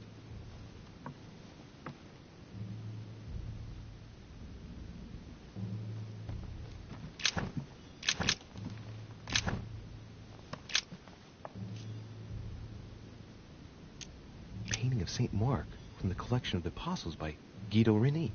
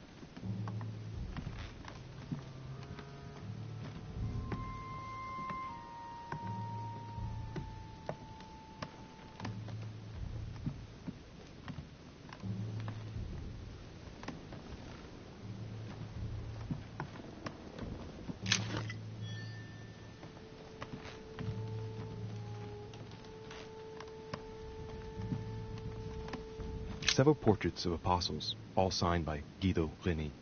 Looks like someone touched this commode recently. There are fingerprints on the sheets and in the dust.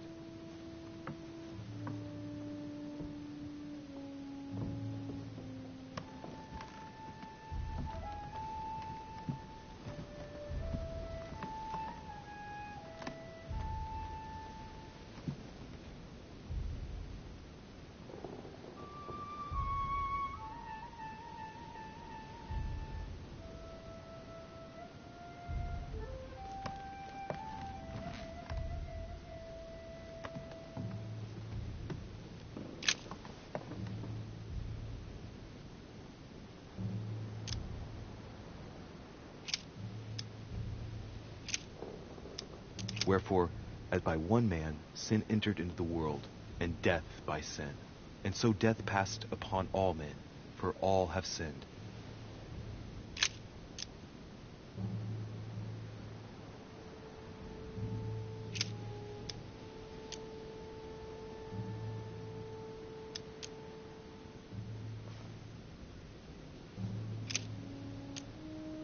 But though we, or an angel from heaven, preach any other gospel unto you than that which we have preached unto you, let him be accursed.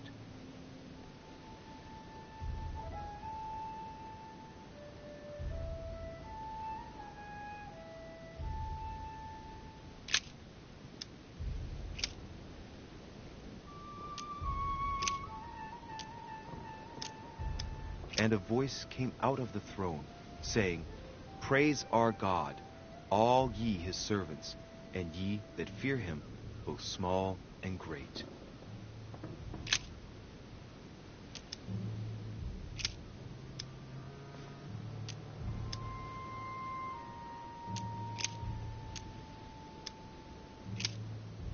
This volume dates from the first edition by Gutenberg. It's the first book that was ever printed. The pages are covered in annotations in Latin, French, and Hebrew. Someone spent years studying this Bible. A volume of the Gutenberg Bible.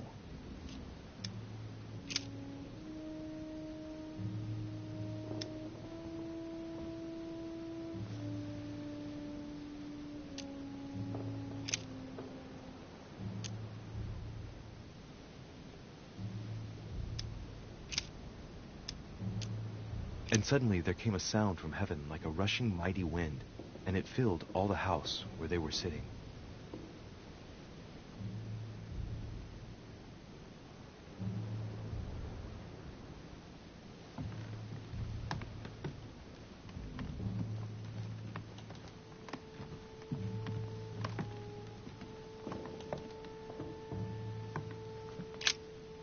St. Paul on the Road to Damascus by Caravaggio.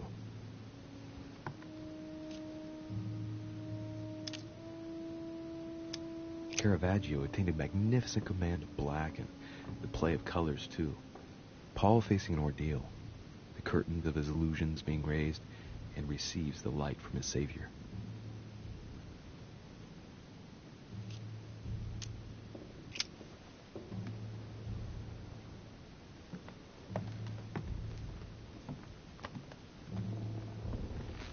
Dante's Paradise. Raise your head and be reassured, for what comes up here from the mortal world must ripen in our rays.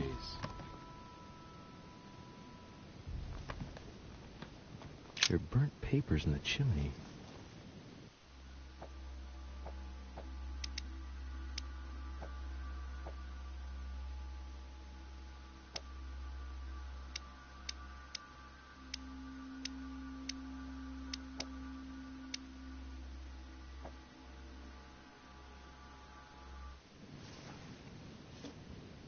There's a legible fragment left. Hey, I recognize my mother's handwriting. She says we must find a safer way to communicate. Someone is onto us. Trust in my faith in the man with the sword. So Mother had an accomplice here. Who could it be? Who could she be suspicious of? I must find the next part. Faith, sword. I recognize her love of riddles there.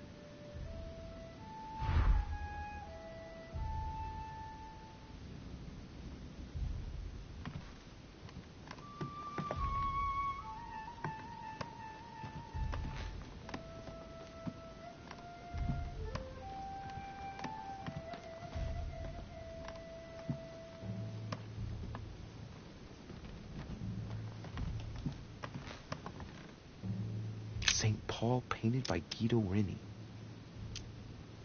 Of the 4 apostles shown in this piece, Paul is the only one who isn't an evangelist. He is the 13th apostle. St. Paul is shown holding a sword. Strange. There's hardly any dust, as if the painting's been cleaned recently. There's a small inscription engraved on the frame. Let's take a closer look. This is how Paul spoke to his pilgrims from Rome. Just above that, someone's written down the figure 11 on the painting and underlined it twice. Now, what does that mean?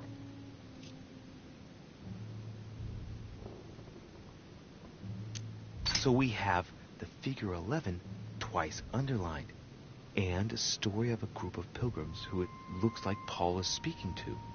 Maybe it's a code. There must be a connection. A text on Paul must be somewhere, and it must be associated with the figure 11. But what's the story with these pilgrims? I mean, a connection with the figure, maybe?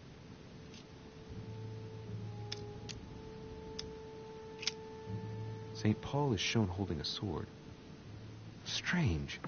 There's hardly any dust, as if the painting's been cleaned recently. There's a small inscription engraved on the frame. Let's take a closer look. This is how Paul spoke to his pilgrims from Rome. Just above that, someone's written down the figure 11 on the painting and underlined it twice. Now, what does that mean?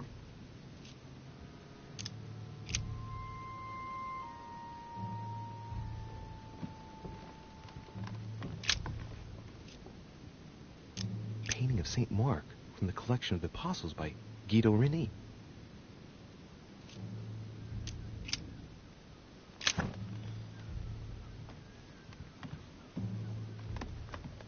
Fragment of amber.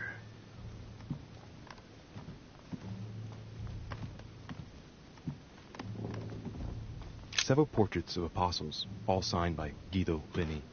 Looks like someone touched this commode recently. There are fingerprints on the sheets and in the dust.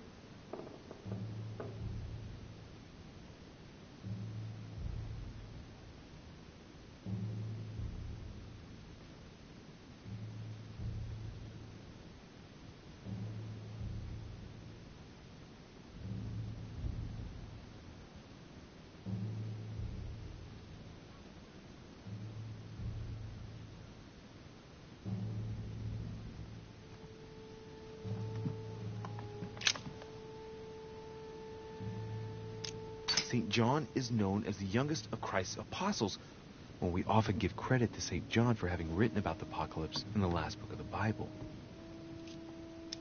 It's St. John, painted by Guido Reni.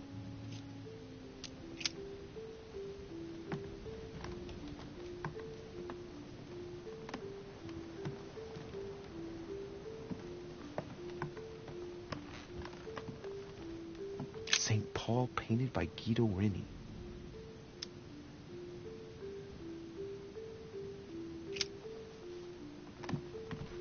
St. Paul, painted by Guido Reni.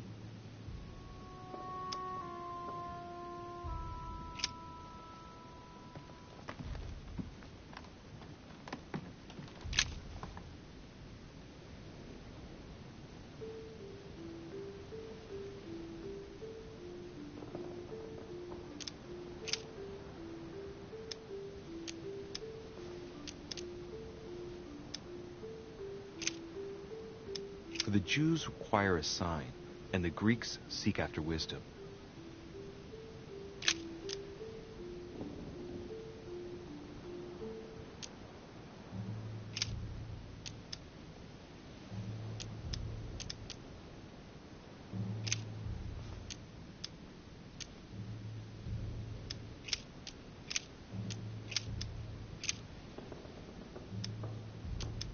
Then came together unto him the Pharisees, and certain of the scribes, which came from Jerusalem.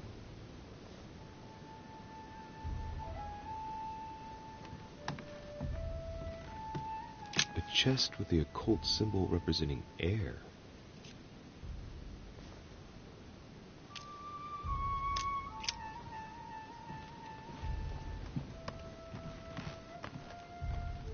St. Paul, painted by Guido Reni.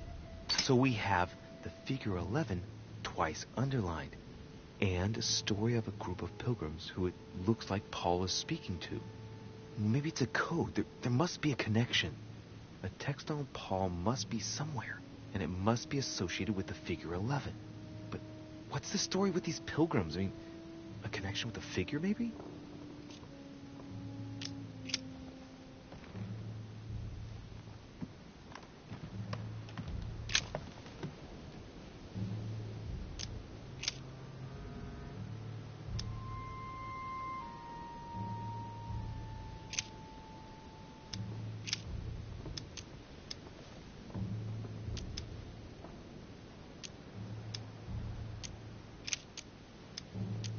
For the Jews require a sign, and the Greeks seek after wisdom.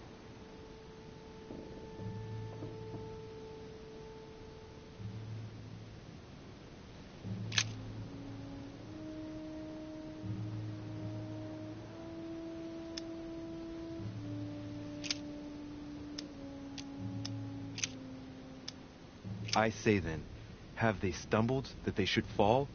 God forbid. But rather through their fall, salvation is come unto the Gentiles, for to provoke them to jealousy. Oh, wait. A note from Mother is carefully folded between the pages here. What does it say? Dear E, I'm glad you found this note. I was afraid the code of the two groups of pilgrims would mislead you. Pick up the package. You know where, and hide it where no one will find it. It's imperative, awaiting your reply, hidden behind the youngest apostle. What? The youngest apostle? What does Mother mean by that?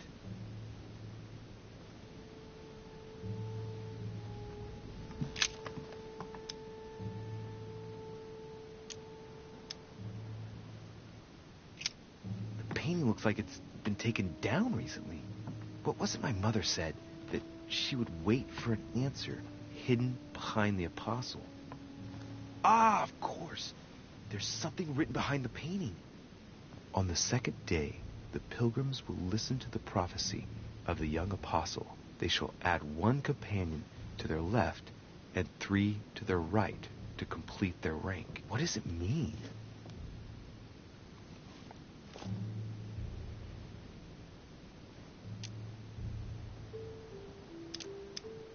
On the second day, the pilgrims will listen to the prophecy of the young apostle. They shall add one companion to their left and 3 to their right to complete their rank. What does it mean?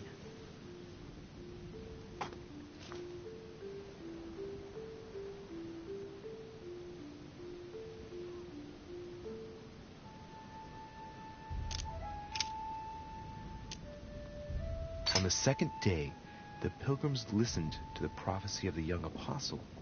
The prophecy of the young apostle, that was John.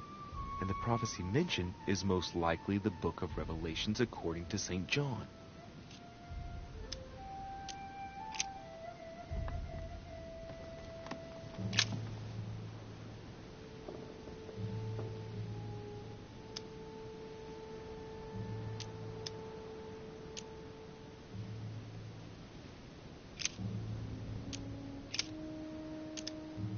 And ye know that he was manifested to take away our sins, and in him is no sin.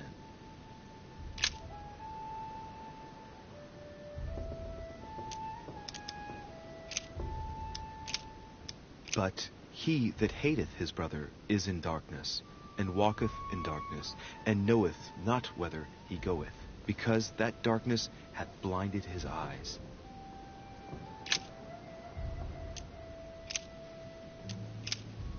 If we say that we have no sin, we deceive ourselves, and the truth is not in us.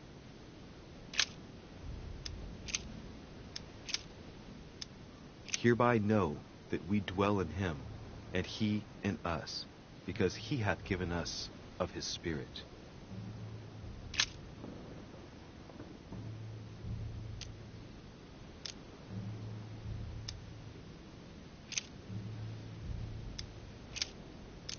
Saying with a loud voice, Worthy is the Lamb that was slain to receive power, and riches, and wisdom, and strength, and honor, and glory, and blessing.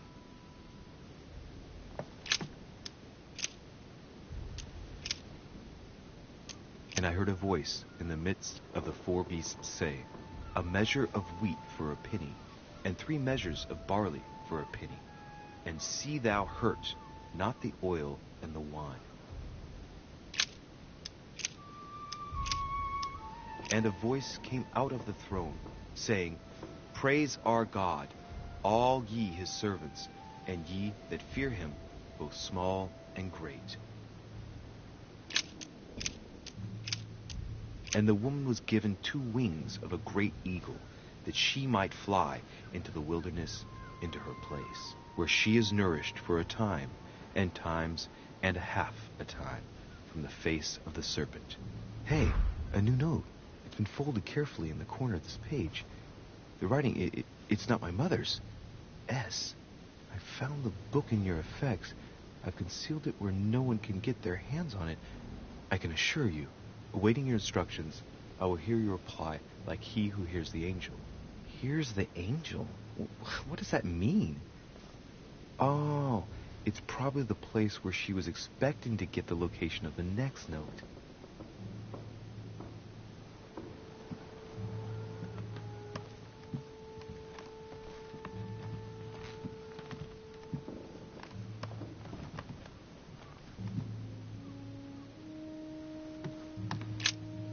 St. Paul on the Road to Damascus by Caravaggio.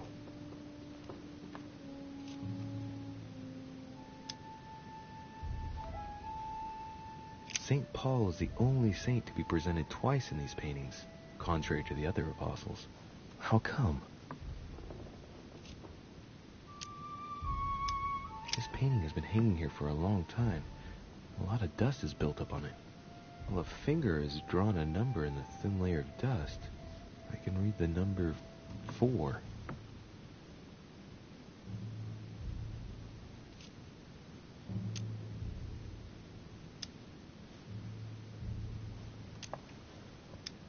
This painting has been hanging here for a long time. A lot of dust is built up on it. Well, a finger has drawn a number in the thin layer of dust. I can read the number 4.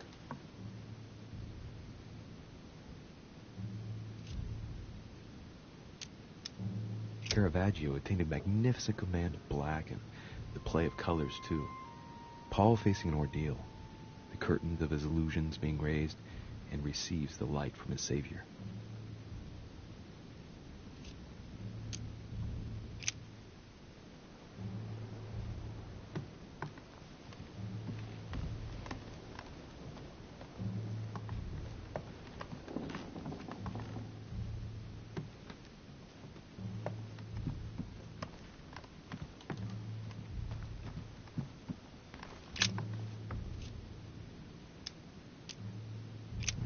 There's nothing worth noticing here.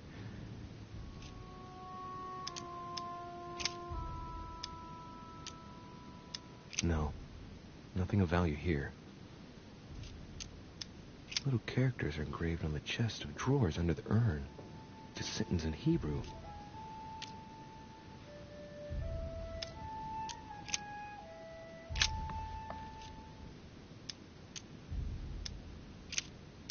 There are finger marks, deliberately drawn in the dust. 8 in all.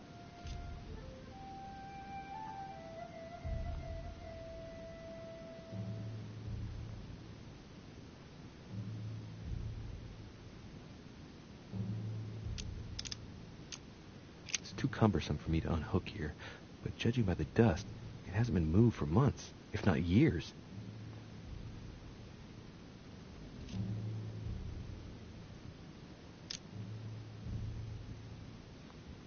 There are finger marks, deliberately drawn in the dust. 8 in all.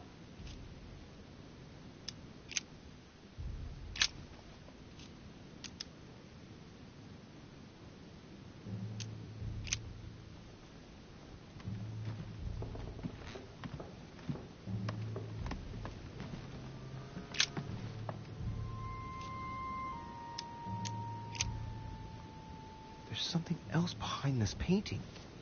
It says, half of each group will join the first city of Corinth. What the hell does that mean?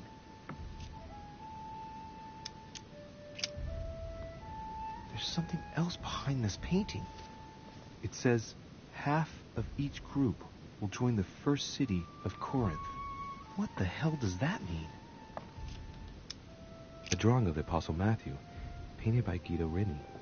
He's represented as writing the word of the Lord, transmitted by the Holy Spirit, who appears here in the guise of an angel.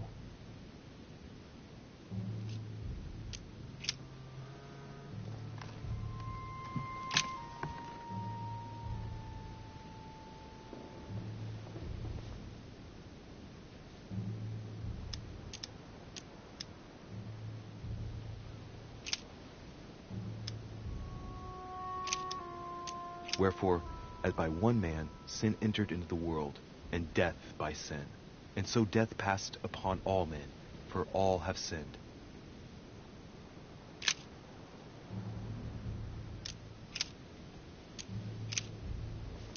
Dear E, I'm glad you found this note.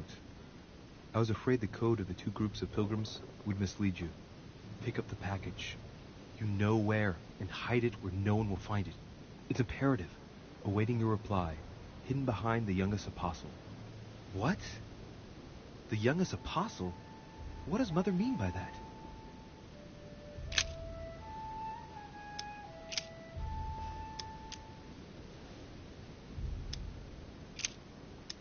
How shall not the ministration of the Spirit not be more glorious?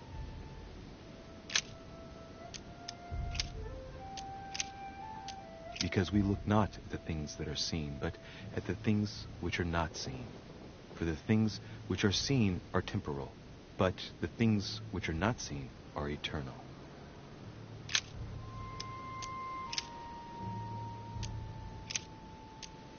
But though we, or an angel from heaven, preach any other gospel unto you than that which we have preached unto you, let him be accursed.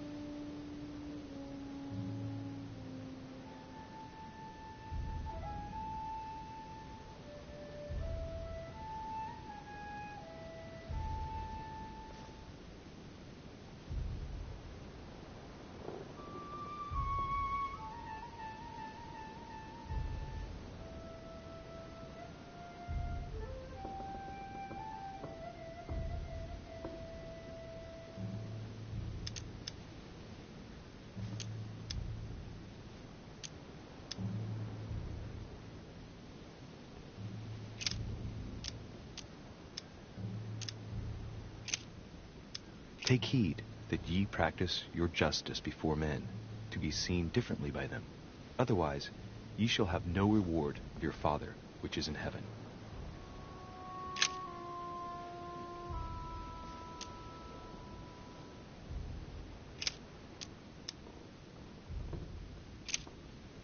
And said, For this cause shall a man leave father and mother, and shall cleave to his wife, and they twain shall be one flesh.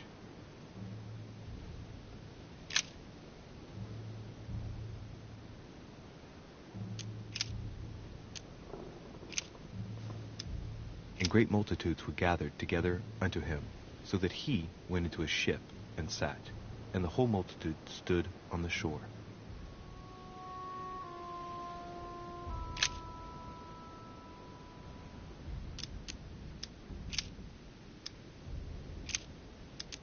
But Jesus turned him about, and when he saw her, he said, Daughter, be of good comfort, thy faith hath made thee whole.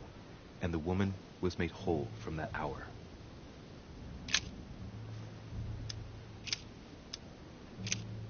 And said, For this cause shall a man leave father and mother, and shall cleave to his wife, and they twain shall be one flesh.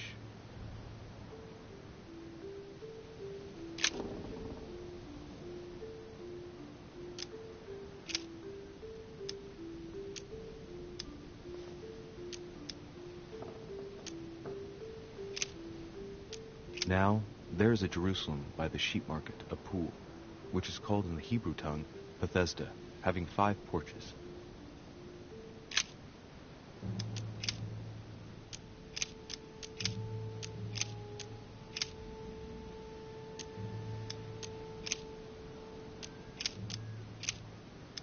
Now there is at Jerusalem by the sheep market a pool, which is called in the Hebrew tongue Bethesda, having 5 porches.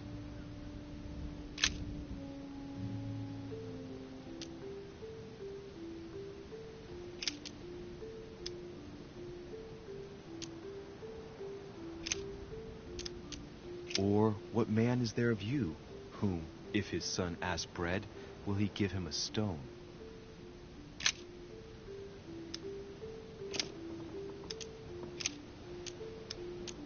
Grudge not one against another, brethren, lest ye be condemned. Behold, the judge standeth before the door.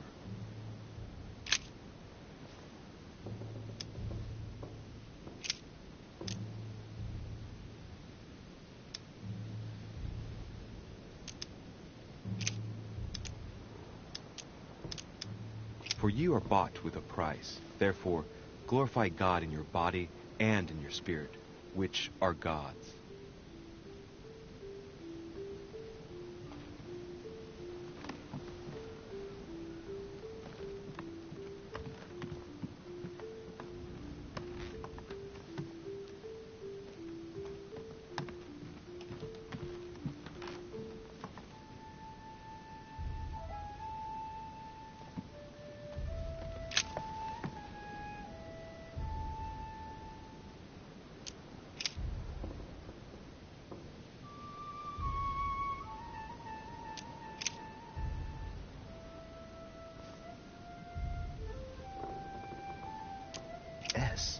I found the book in your effects. I've concealed it where no one can get their hands on it. I can assure you, awaiting your instructions, I will hear your reply like he who hears the angel. Hears the angel? What does that mean? Oh, it's probably the place where she was expecting to get the location of the next note.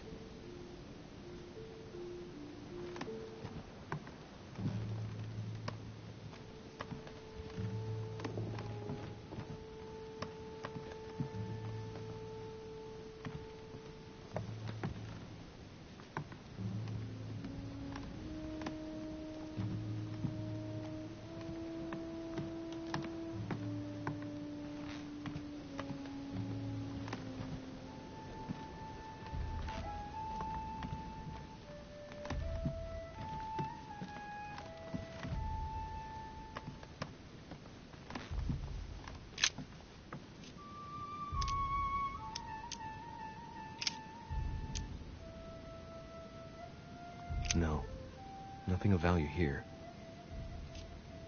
No, nothing of value here.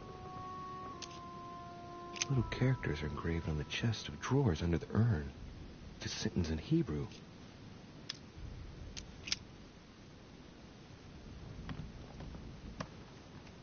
Several portraits of apostles, all signed by Guido Veni. It looks like someone touched this commode recently.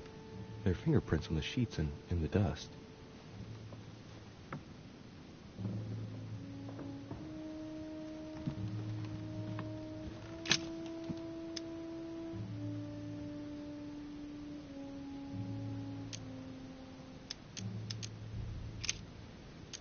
On the second day, the pilgrims listened to the prophecy of the young apostle.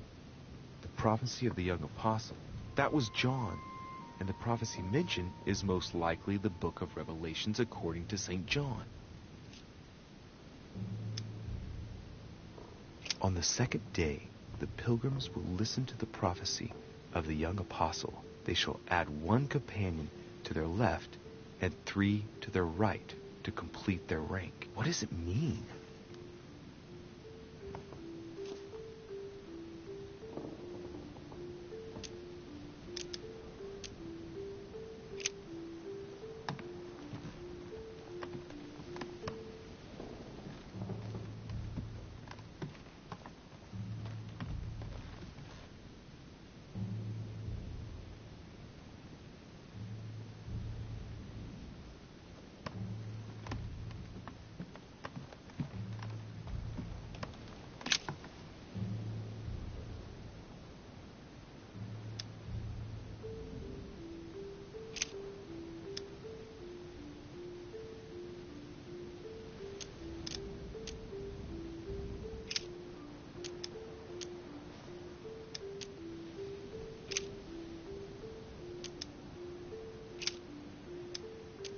Let no man say when he is tempted, I am tempted by God.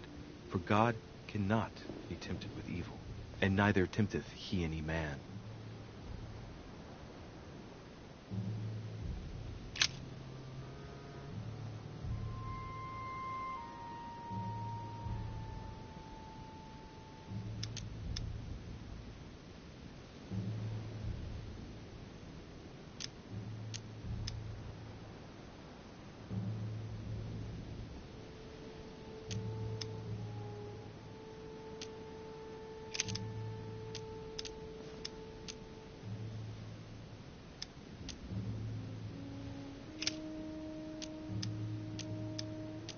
Peter, an apostle of Jesus Christ, to the strangers scattered throughout Pontus, Galatia, Cappadocia, Asia, and Bithynia.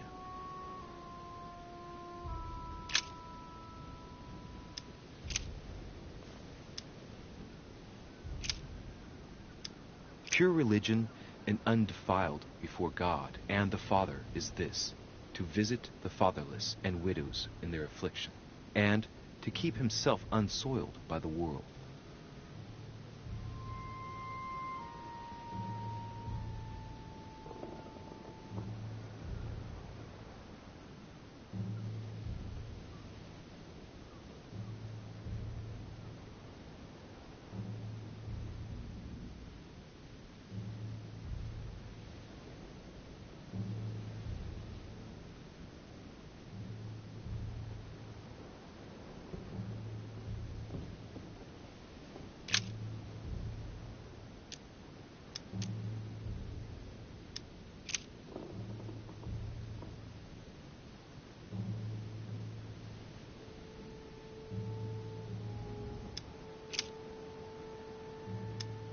For we know that the law is spiritual, but I am carnal, sold under sin.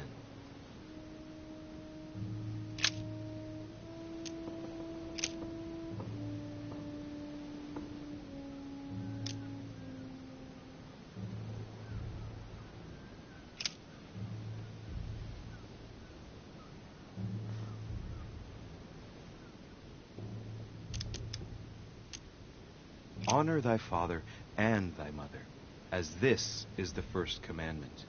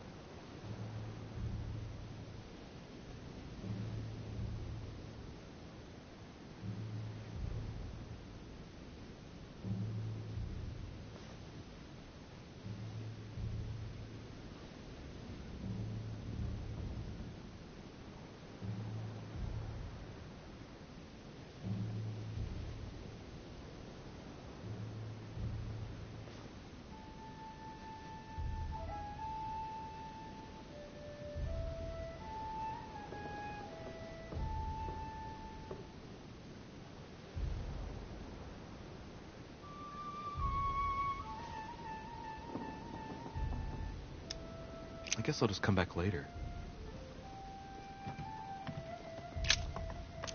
St. John is the only apostle painted in this gallery who hasn't got a beard. Hey, wait! That means it's him. He's the youngest apostle. Right. This painting is therefore associated with the answer which E had to give to my mother. Now, I just need to know how to recover the answer. On the second day, the pilgrims will listen to the prophecy of the young apostle. They shall add 1 companion to their left and 3 to their right to complete their rank. What does it mean?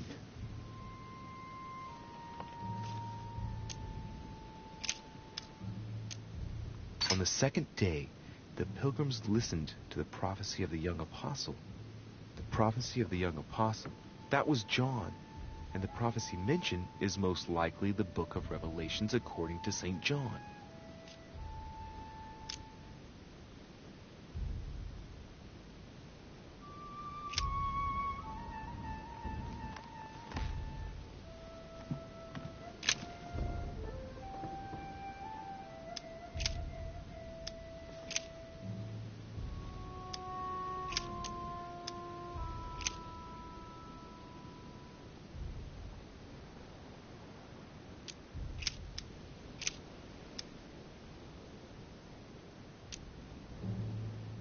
S.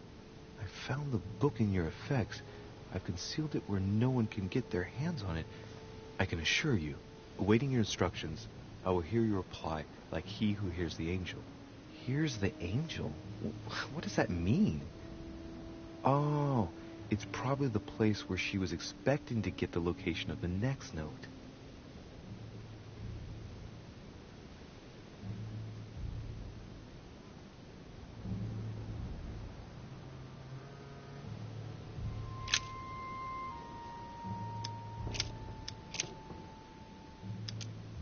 And a voice came out of the throne, saying, Praise our God, all ye his servants, and ye that fear him, both small and great.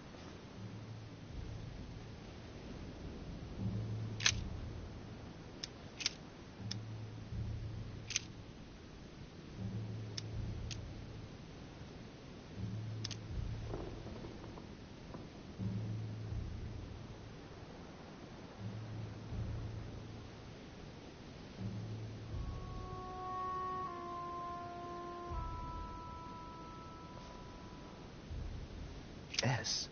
I found the book in your effects. I've concealed it where no one can get their hands on it. I can assure you, awaiting your instructions, I will hear your reply like he who hears the angel. Hears the angel? What does that mean?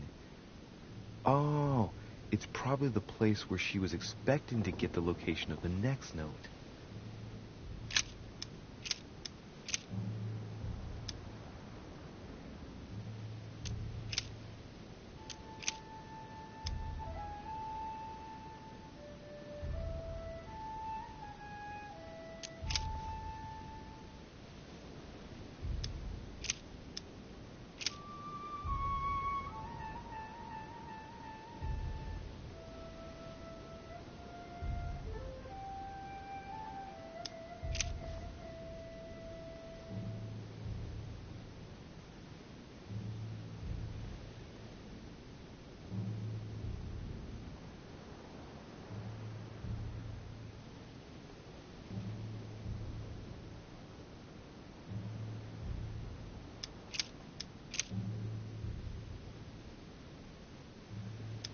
Saying with a loud voice, Worthy is the Lamb that was slain to receive power and riches and wisdom and strength and honor and glory and blessing.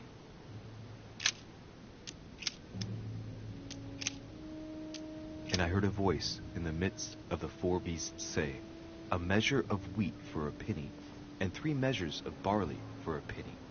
And see thou hurt not the oil and the wine.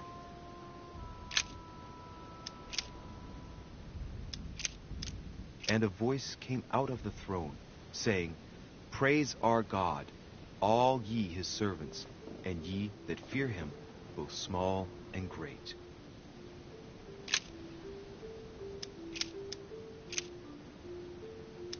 Hereby know that we dwell in him, and he in us, because he hath given us of his Spirit.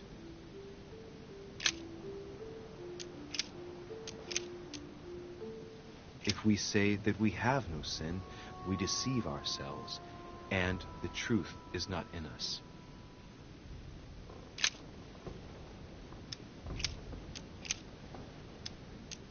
And ye know that he was manifested to take away our sins, and in him is no sin. And ye know that he was manifested to take away our sins, and in him is no sin.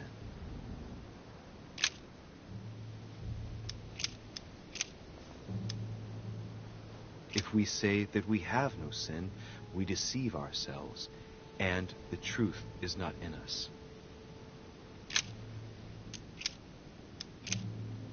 Hereby know that we dwell in him, and he in us, because he hath given us of his Spirit. But he that hateth his brother is in darkness, and walketh in darkness, and knoweth not whither he goeth, because that darkness hath blinded his eyes.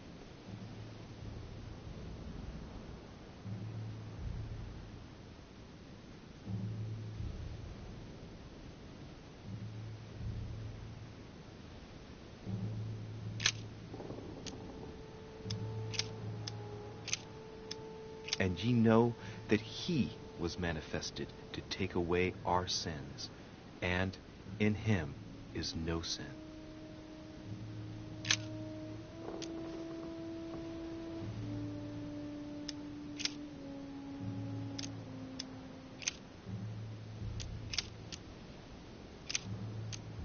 For ye were as sheep going astray, but are now returned unto the shepherd and bishop of your souls. Or what man is there of you, whom, if his son ask bread, will he give him a stone?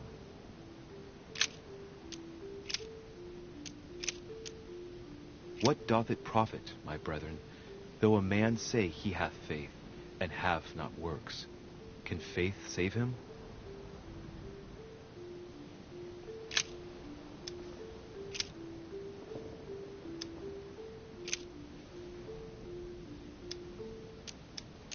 Follow peace with all men, and holiness, without which no man shall see the Lord.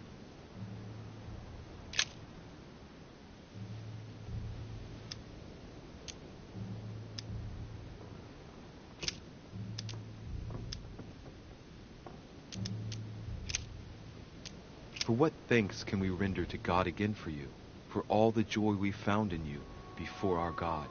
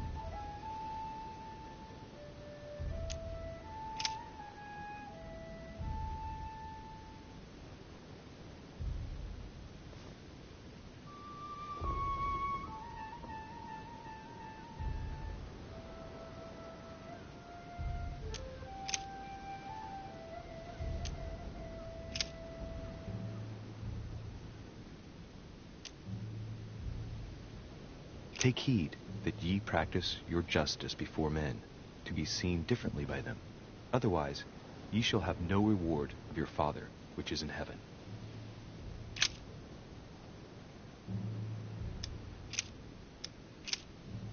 And great multitudes were gathered together unto him, so that he went into a ship and sat, and the whole multitude stood on the shore.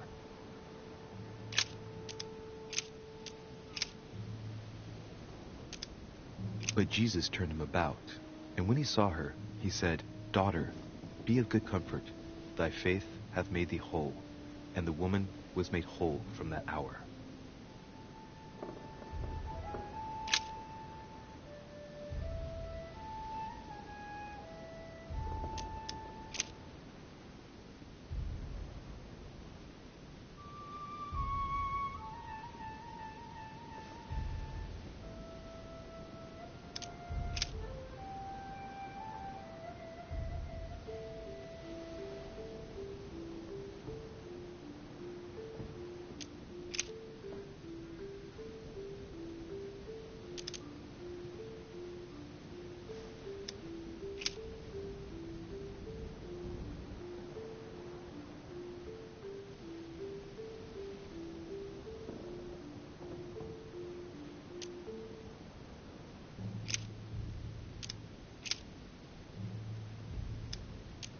Now, therefore, there is utterly a fault among you, because ye go to law with one another.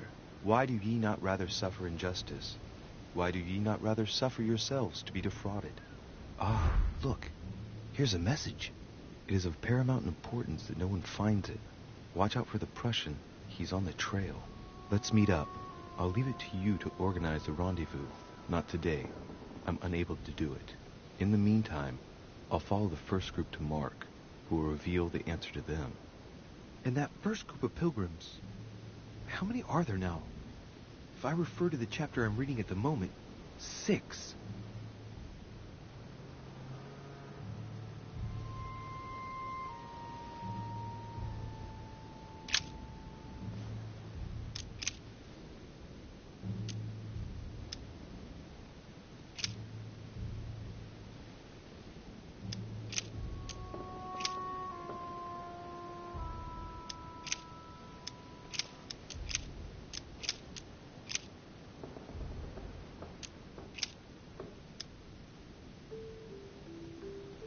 And it came to pass in those days that Jesus came from Nazareth of Galilee, and was baptized by John in Jordan.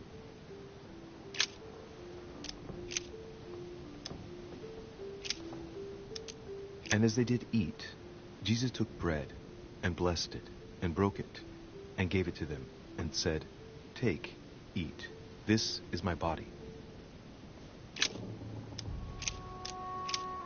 And behold, there cometh one of the rulers of the synagogue, Jairus by name. And when he saw him, he fell at his feet.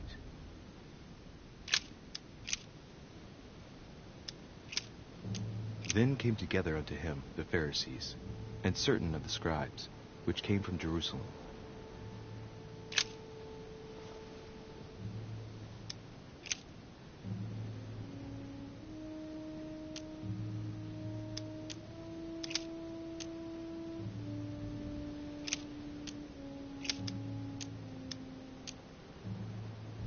And suddenly there came a sound from heaven like a rushing mighty wind, and it filled all the house where they were sitting.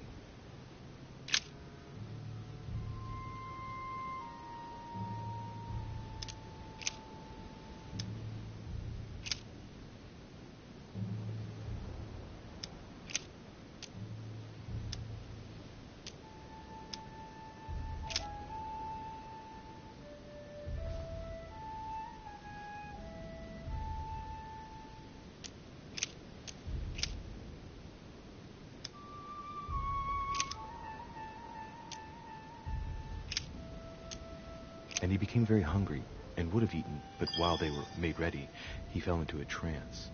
Hey, there's a note here. A message from Mother in reply to E. We must leave urgently, but first I absolutely must go beyond the nightmare. Watch out for Volner. He figured out I was avoiding him. Allay suspicion. See you tomorrow evening. Stand ready. For now, let's cease all communication until we meet. Take care of yourself. I suppose this must be the last message. What happened afterward? If it's what I suspect, I fear the worst. What did Mother mean by, I absolutely must go beyond the nightmare? I must go beyond the nightmare. What does she mean by that?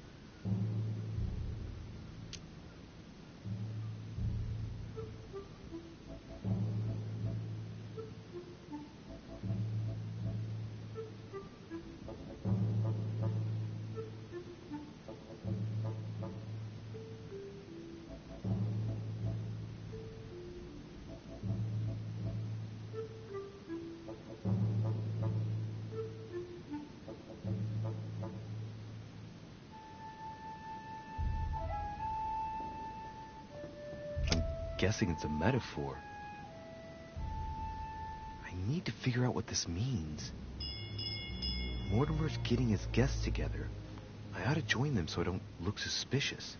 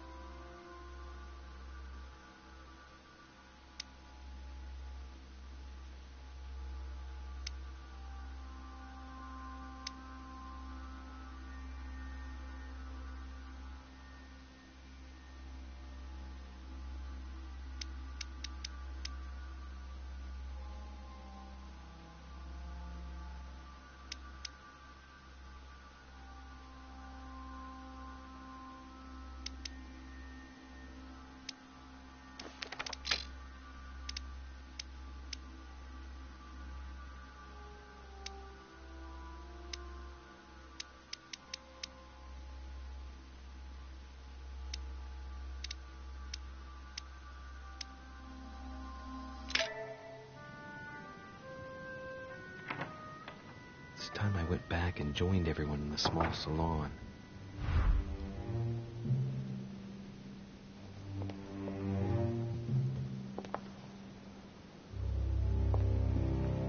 You are expected in the small salon, sir.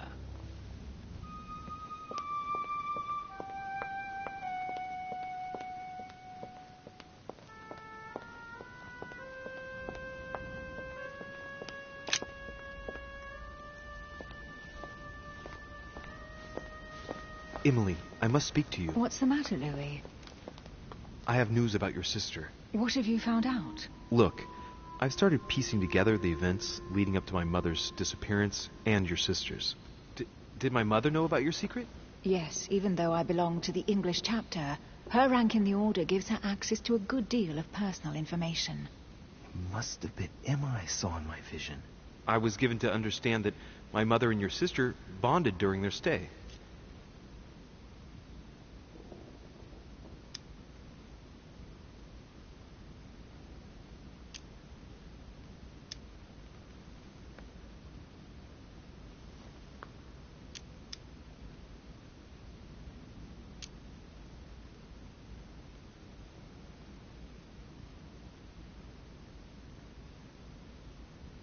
They kept up a secret correspondence, which makes me think they were suspicious of someone. And did you find out who it was? No, but von Wollner is mentioned. They were planning to make a quick getaway and were looking to hide something beforehand. Have you got these messages?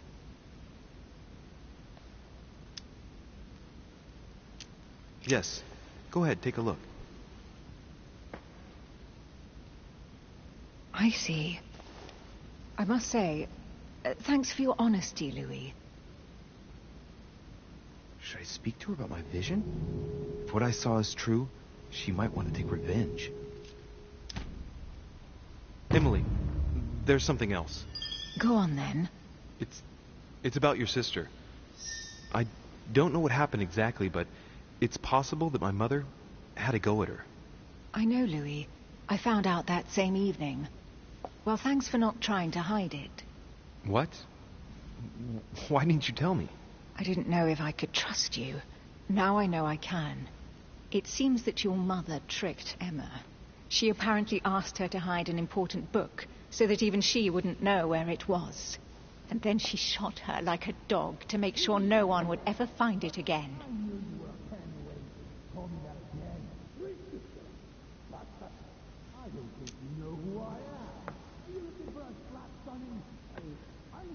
Why would she do that? I don't know, Louis, but I'll find out. You can count on that. I'm sincerely sorry, Emily. Thank you, Louis. But you do realize your mother will have to accept the consequences of her acts. There must be an explanation, Emily. That's what we shall see. Come, Louis. They're waiting for us.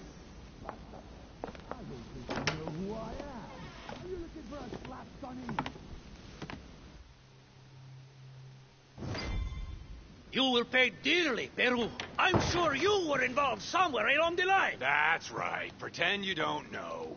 One piece of advice. Don't travel through France on your way back, or it'll cost you dearly. Calm now, my friends. Let's calm down. Everyone seems to be a little unnecessarily heated. Don't forget where you are, please. What's going on here exactly? Sir Gregory called us together to introduce the last guest. But hardly had we arrived when he set upon Monsieur Peru.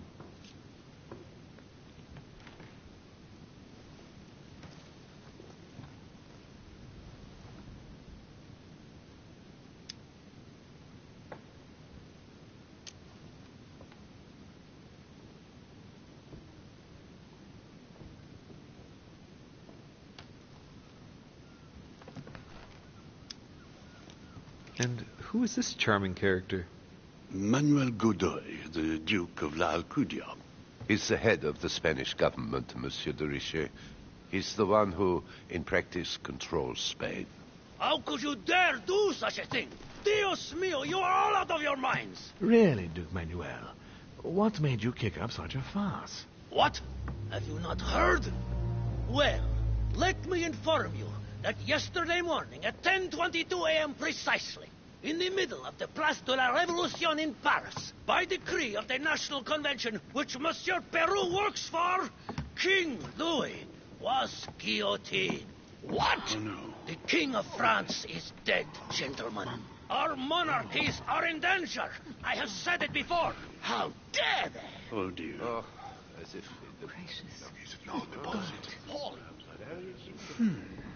Friends, let us calm down. Don't pretend to be surprised. He got a fair trial. Ridiculous. Bastard. He was sentenced to death by 361 votes to 360. You beheaded a king for one vote. Is that your democracy? What an obnoxious act. Until this, anything was possible. This political coup will have grave consequences. France is lost. Gentlemen, please, let us take a step back a moment. In the name of holiness. He was the highest representative of God in France, Emily.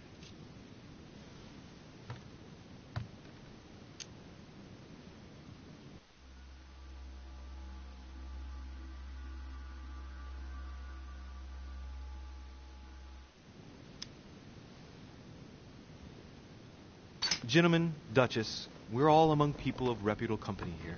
We should be able to manage the conflicts of our nations in a respectful and orderly manner. I fully agree with you, sir. But that's enough, sir. With whom do I have the pleasure of speaking? Louis Maras de Richet. Are you related to Sarah de Richet? Sarah is his mother, Duke. Gentlemen, this news affects us all, but I must ask you to remain calm. It's not the first time history has taken us by surprise. Let's ensure that our respective countries are allowed to respond appropriately to this news. Oh, rest assured. The response will not fall short, my friend. Good for you. Well, Your Grace, here I was preparing to introduce you, as is proper, and you've beaten me to it. I'm delighted that we are all together at last. Our meeting will therefore be able to kick off shortly. I have just a few more little preparations to take care of before you all find out the reason for your presence here. In the meantime, I shall leave you to get to know one another. When you hear the bell, please proceed to the conclave room on my left, behind that door. I'll see you later.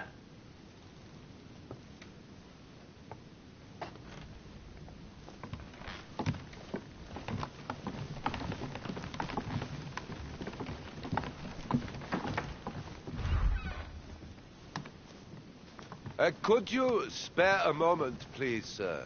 I'm glad you asked. I want to talk to you, too. Of course. I heard about your mother's disappearance. He looks concerned. I don't know why, but I doubt it's from sympathy alone. Well, let's see what he wants from me. Any news of her? Have you found her, maybe?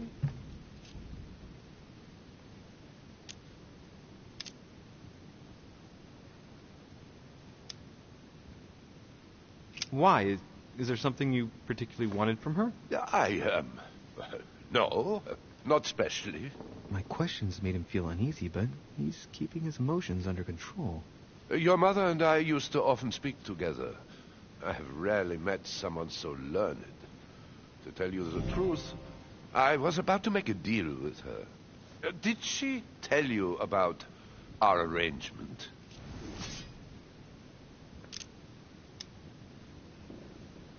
Absolutely, but I was hoping that you could tell me more about it. Well, she was planning to sell me a very old book. I will make no secret of the fact that I am passionate about the subject. And when Sarah spoke to me about it, her account literally had me enthralled. I can think of nothing else since. You might have come across some old books in her belongings, perhaps?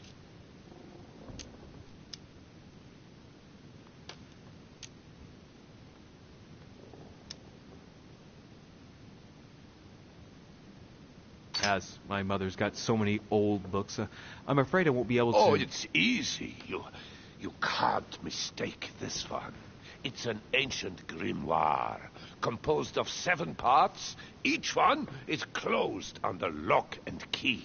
It was made in such a way that if someone tried to tamper with it, the sheets would be permanently tarnished.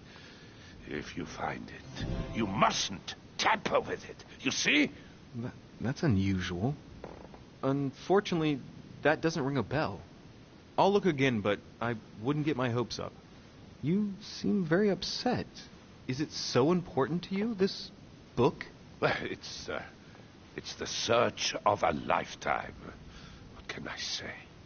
Every time I move closer to it, it seems to slip away at the last minute. I was very surprised to learn that your mother had it in her possession. I thought it was with a certain von Borchardt in Paris. Do you know him?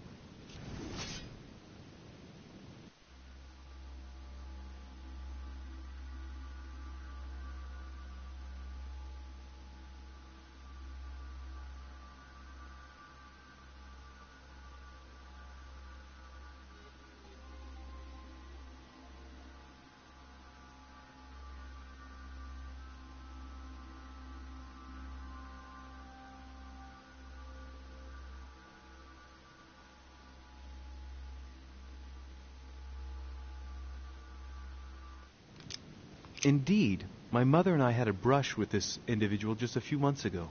What about? About an object stolen from the Order a few years ago, which my mother wanted to recover. This situation comes as a great surprise to me. I got him now. I hope I've been able to satisfy your curiosity, Mr. von Wollner, and that you succeed in finding what you're looking for. Oh, and so do I. And now, what if you told me who you really are working for, instead of keeping up this pretense? I beg your pardon? We both know what you're looking for, von Wollner. You're the one who von Borchardt was planning to sell it to. For centuries, all those who have come into contact with the Al-Azif have bitterly regretted it, Monsieur de Richet. You are playing a dangerous game. Please know that I am working for someone who does not appreciate anyone poking around in his business. Let me guess.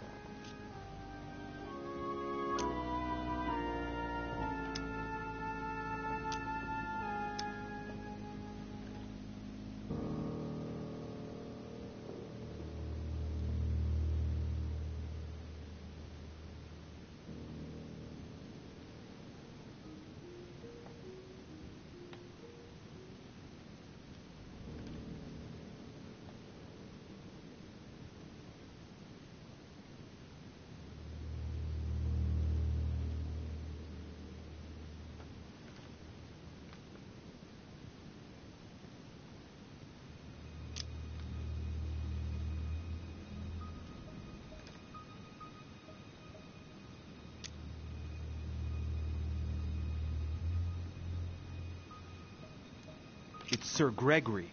Correct. You ought to know then, he is not a man who likes to be duped. You are walking on thin ice, sir.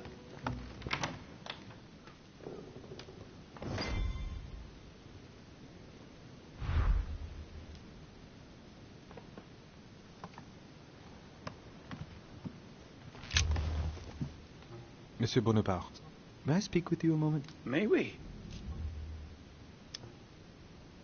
Would you have any more information about the conference Lord Mortimer spoke of?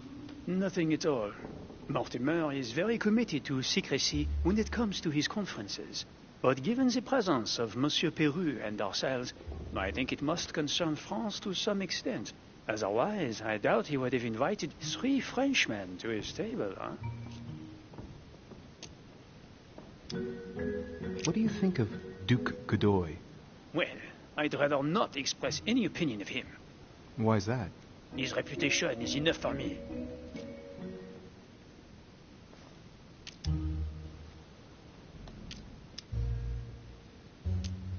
There are some rumors about his loose morals.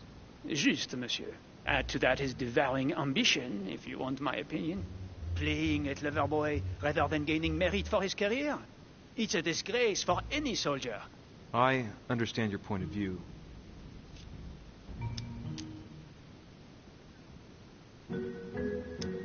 What do you think of Duke Godoy? Well, I'd rather not express any opinion of him. Why's that? His reputation is enough for me. You'll be able to check if the hearsay is true over these next few days. I sincerely doubt that. The context does not allow me to give him my trust. I understand your point of view. Does expression go beyond the nightmare mean anything to you at all? Well, metaphorically, yes. It sums up the career of a soldier quite well. I doubt that is what you want to hear, though. Indeed. That's surely not what I'm looking for. Well, monsieur, if you are looking for a phrase book, Lord Mortimer must surely have one, given the number of books he has. You ought to check in the library of the tower. You never know.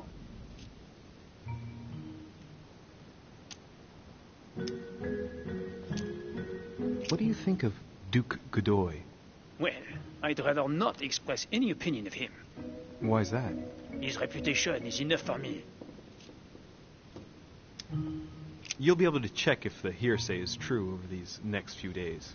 I sincerely doubt that. The context does not allow me to give him my trust. I understand your point of view. Well, I'll be leaving you now. Shall we meet up again later? Wait, monsieur. Any news of your mother? Unfortunately not, no. I hope to speak with her about my deal before I leave. Let me know if you find her. À plus tard, monsieur.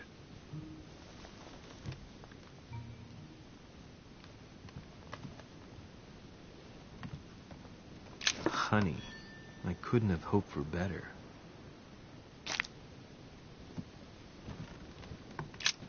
There's a pattern with 5 circles on this chest.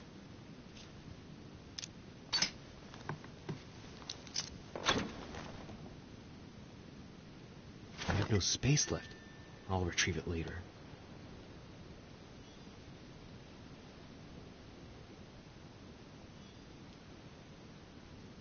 I have no space left. I'll retrieve it later.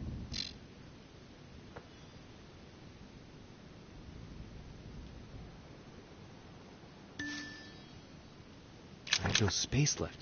I'll retrieve it later.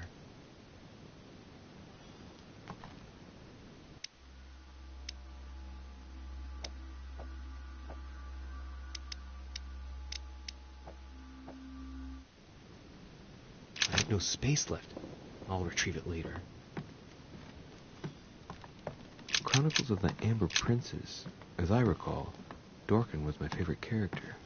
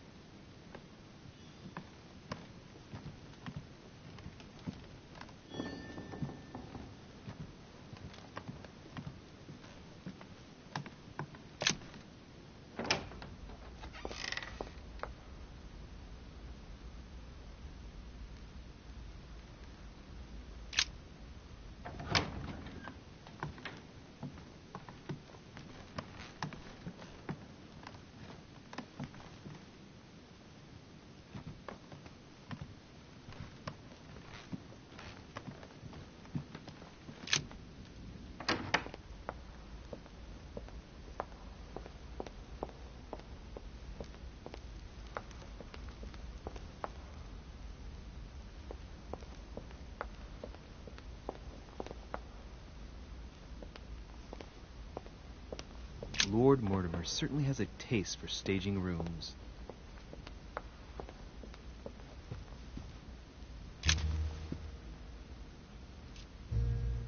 Go beyond the nightmare. Does this line remind you of anything in particular? You've caught me unaware here, Louis. Let me think about it a second. No, nothing comes to mind. Sorry, Louis, but I am unable to help you.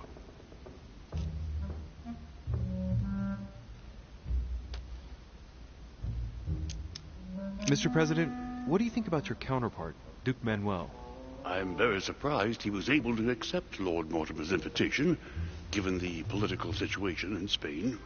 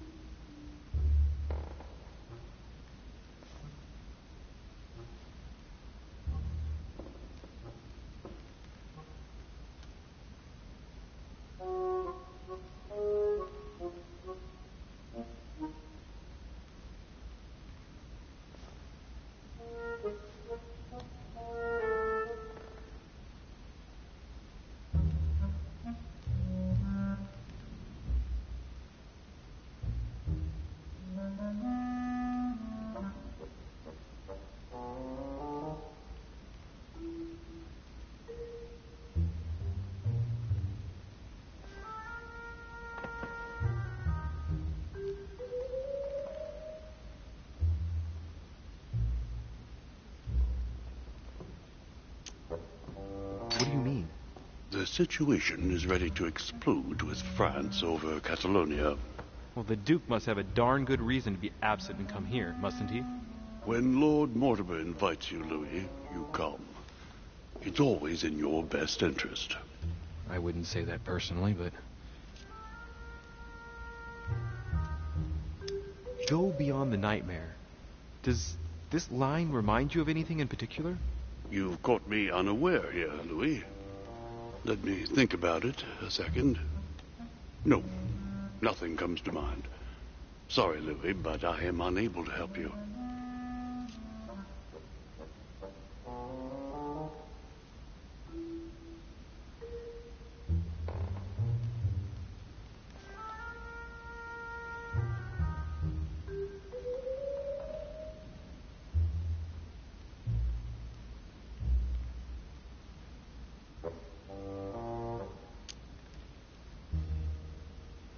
Mr. President, can you tell me a little more about the coming conference? Of course, Louis. That's why we're here. Lord Mortimer or Sir Gregory regularly organize meetings like this to put forward major projects. What do you mean by major projects? I'd prefer to let Lord Mortimer explain that to you, Louis. Let's say he brings together influential people in order to consider possible actions to undertake to guarantee the future of nations. Do you know the theme of the conference? Not in the slightest. None of the guests know the theme before arriving. But you'll see, everything will turn out fine. Don't worry. Well, thank you for your time. Don't mention it, my young friend. Regarding your question on the nightmare, don't hesitate to question the others about it. Maybe one of them knows more than I do. That's a good idea. Thank you once again. I'll see you in a little bit.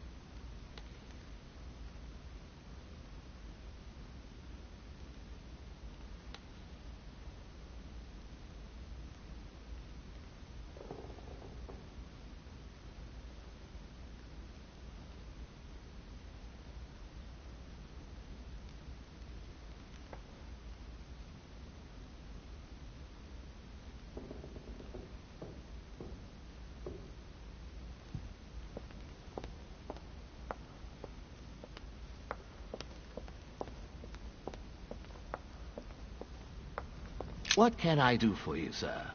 I am at your service day and night, sir.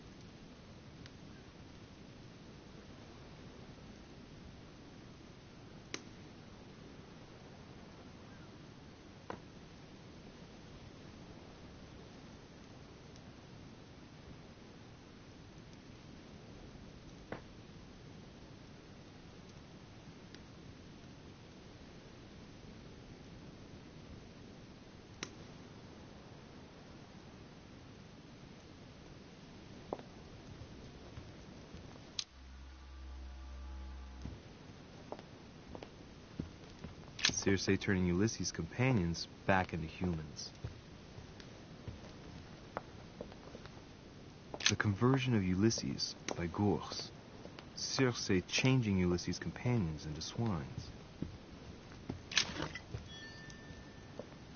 Circe preparing wine. What better trap for Ulysses?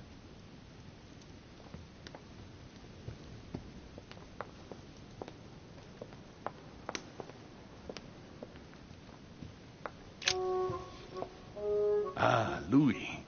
Just the man. Good Lord.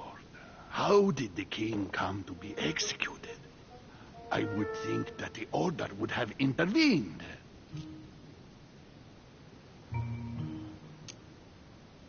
I invite you to speak about it with my mother as soon as she reappears. Is there any news of her? I hope it won't be long before I find her, Your Eminence. Now you wanted to speak to me.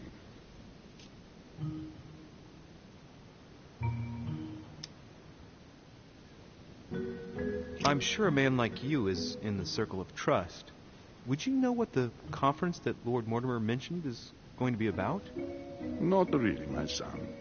Well, be it Lord Mortimer or Sir Gregory, we are never informed about the theme of the conference before it begins.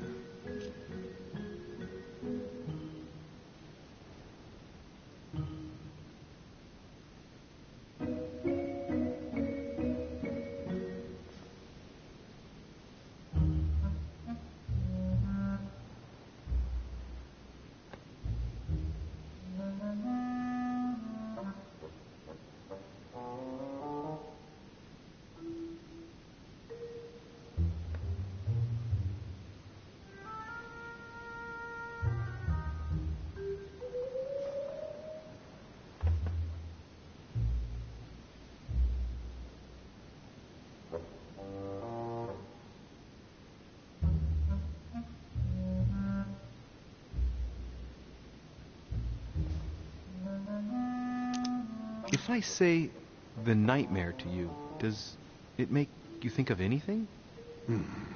Your question is strange, my son. Difficult to say. Could you at least tell me a little more about the context?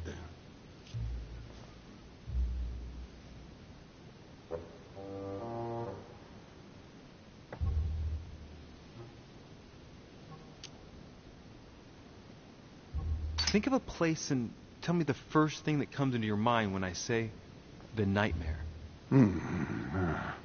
Let me think. I'd say Lord Mortimer's favorite painting on the wall behind his desk. You know, that painting caused quite a stir when it was exhibited. It is titled The Nightmare, and it shows a woman lying down with a creature sitting on her. And in the background, a horse. I don't know if it will be of any help, but I can't think of anything else. You never know. Thank you for that, though, Your Eminence. I gotta go and see it just in case, though. I was wondering what to think of that Manuel Godoy. He is reputed to be a very ambitious character, at every level. But his faith is unwavering. He is a staunch defender of the church. You can believe me.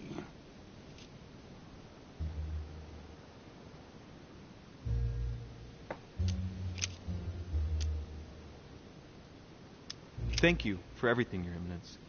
I shan't take up any more of your time. You are welcome, my son. I will be seeing you, Louis.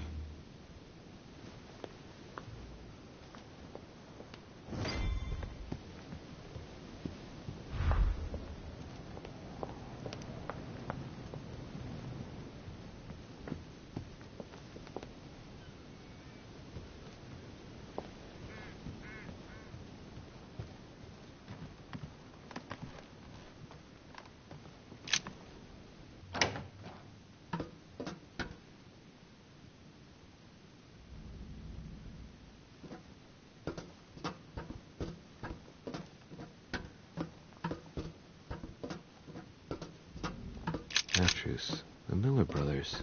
Mother expressly forbade me from reading it.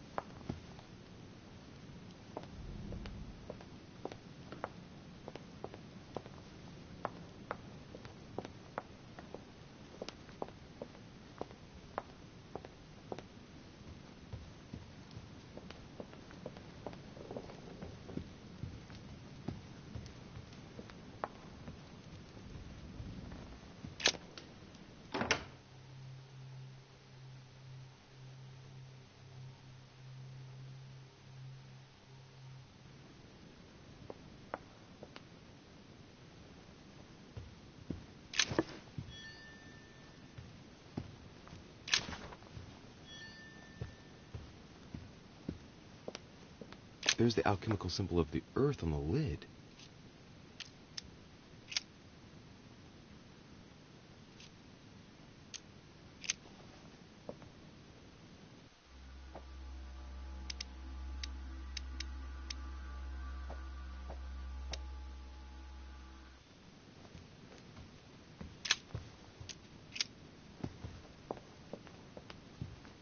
Honey, I couldn't have hoped for better.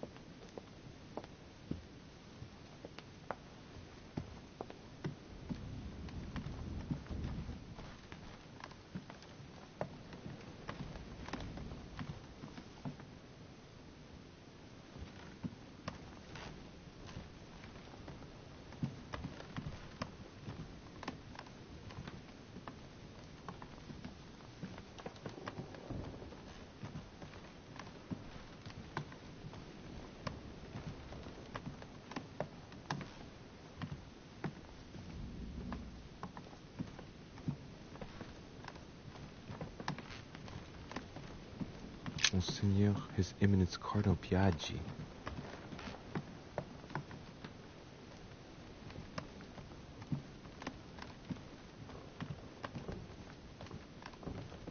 Duke Manuel Godoy.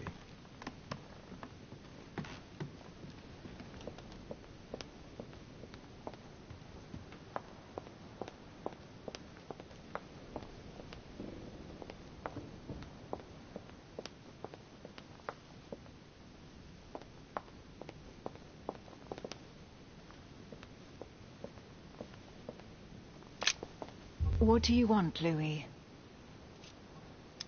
What do you think of our last guest? Well, I never thought I would get the chance to meet that Hispanic Casanova in the flesh. His reputation is well known. The gentleman collects lovers, including, would you believe it, the Queen of Spain.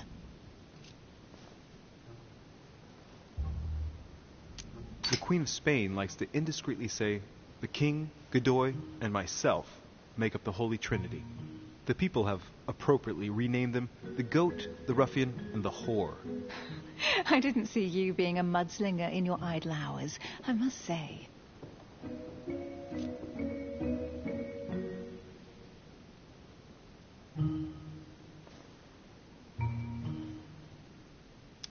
Emily, what can you tell me about the coming conference?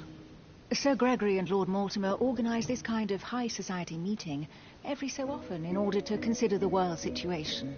But to what purpose? Well, by bringing together the most influential people from the dominant nations of the modern world, they allow the mighty to discuss matters with calm clarity. There are precedents of armistices being signed at the end of these talks, you know. Talking while holding a glass of brandy makes things easier. You'll see. You're leaving me? Unfortunately, I have things to do. Thank you again, madam. What do you want, Louis? You're leaving me? Unfortunately, I have things to do. Thank you again, madam.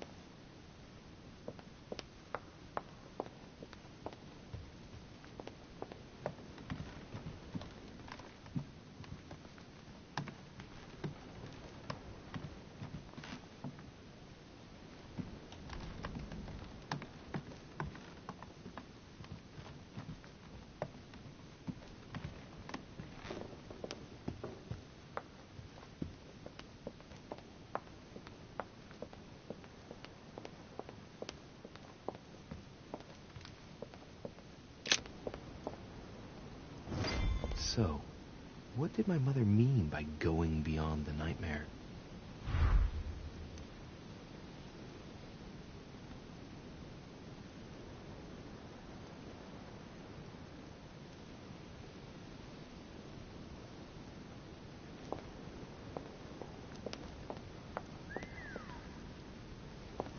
The Book of the Mortimer Family.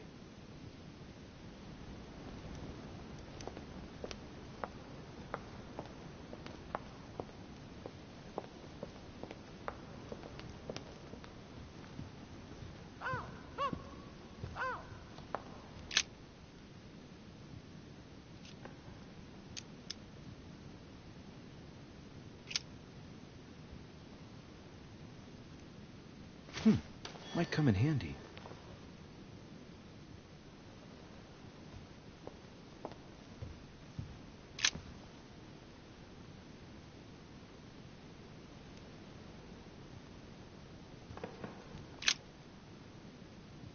Let's take a closer look.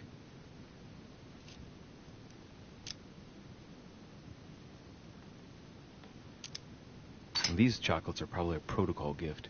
Everybody in Europe loves them nowadays. Marie Antoinette, the Queen of France, has her own personal chocolate maker at Versailles. They say it's her guilty little morning ritual before getting dressed. A cup with 1 sugar and some vanilla, if I remember rightly. I would be surprised if Mortimer has them delivered straight from South America. Dark chocolate beans. Very bitter. They're greatly prized in high society. These chocolates are probably a protocol gift. Everybody in Europe loves them nowadays. Marie Antoinette, the Queen of France, has her own personal chocolate maker at Versailles. They say it's her guilty little morning ritual before getting dressed. A cup with 1 sugar and some vanilla, if I remember rightly. I would be surprised if Mortimer has them delivered straight from South America.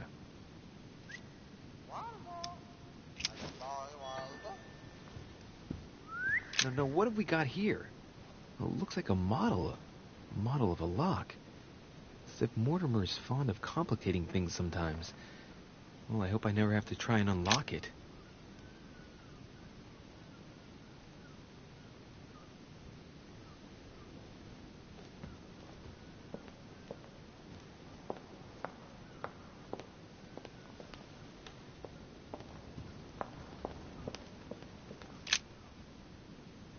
Le Coup de Lance by Paul Rubens.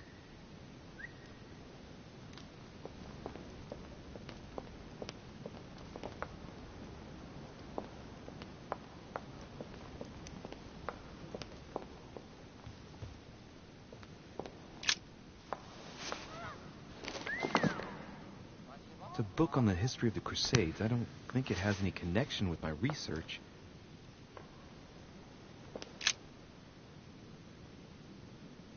It looks like a war painting.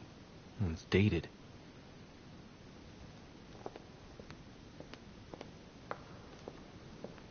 The Nightmare painted by Fuseli in 1781.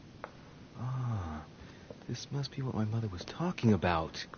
Now just need to find out what she meant by go beyond. Hey, looks like it's mounted on rails on each side. It should lift up, I think. There must be a mechanism somewhere.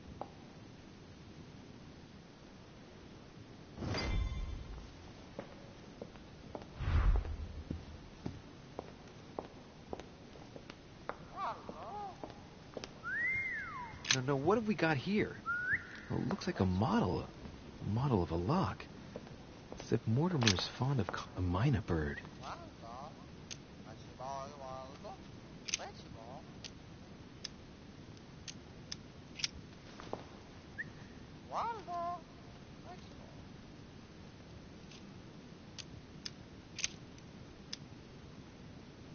Well, Waldo, is your master good?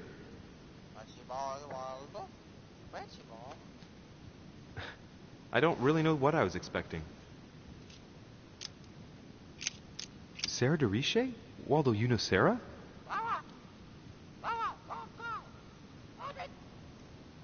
What? Repeat that, Waldo. Sarah? What about Sarah?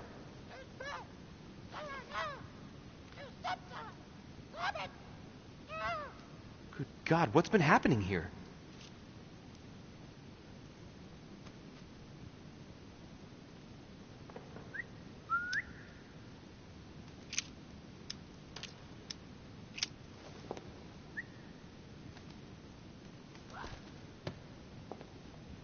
What have I done? It looks like I've killed him. Oh, shit. I better not hang around.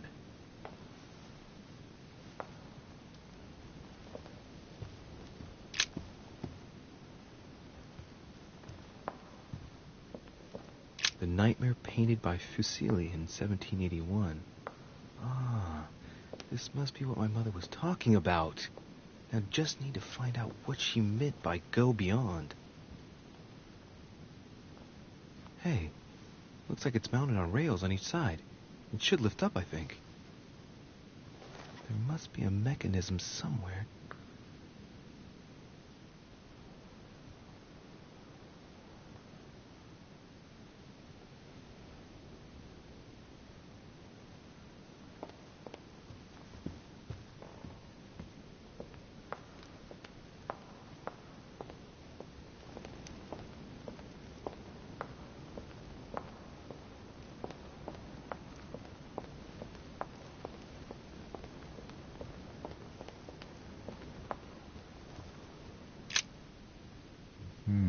Which four-letter word could open this?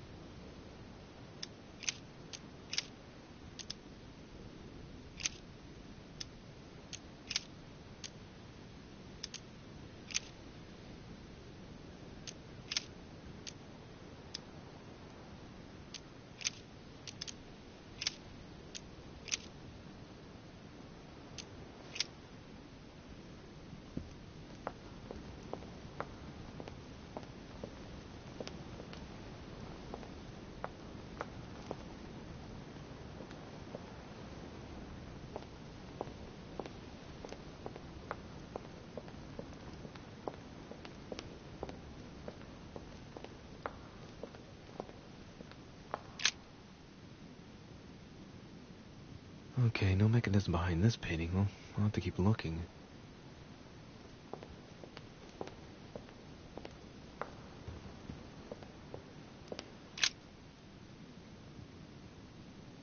Huh.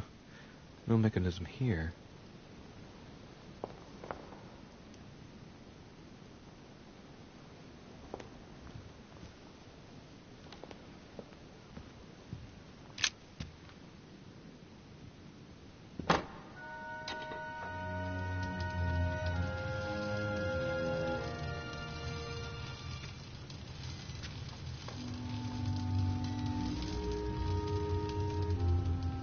Aha! I found it. Oh, what on earth is this? A ring lock now? Great. That's all I needed.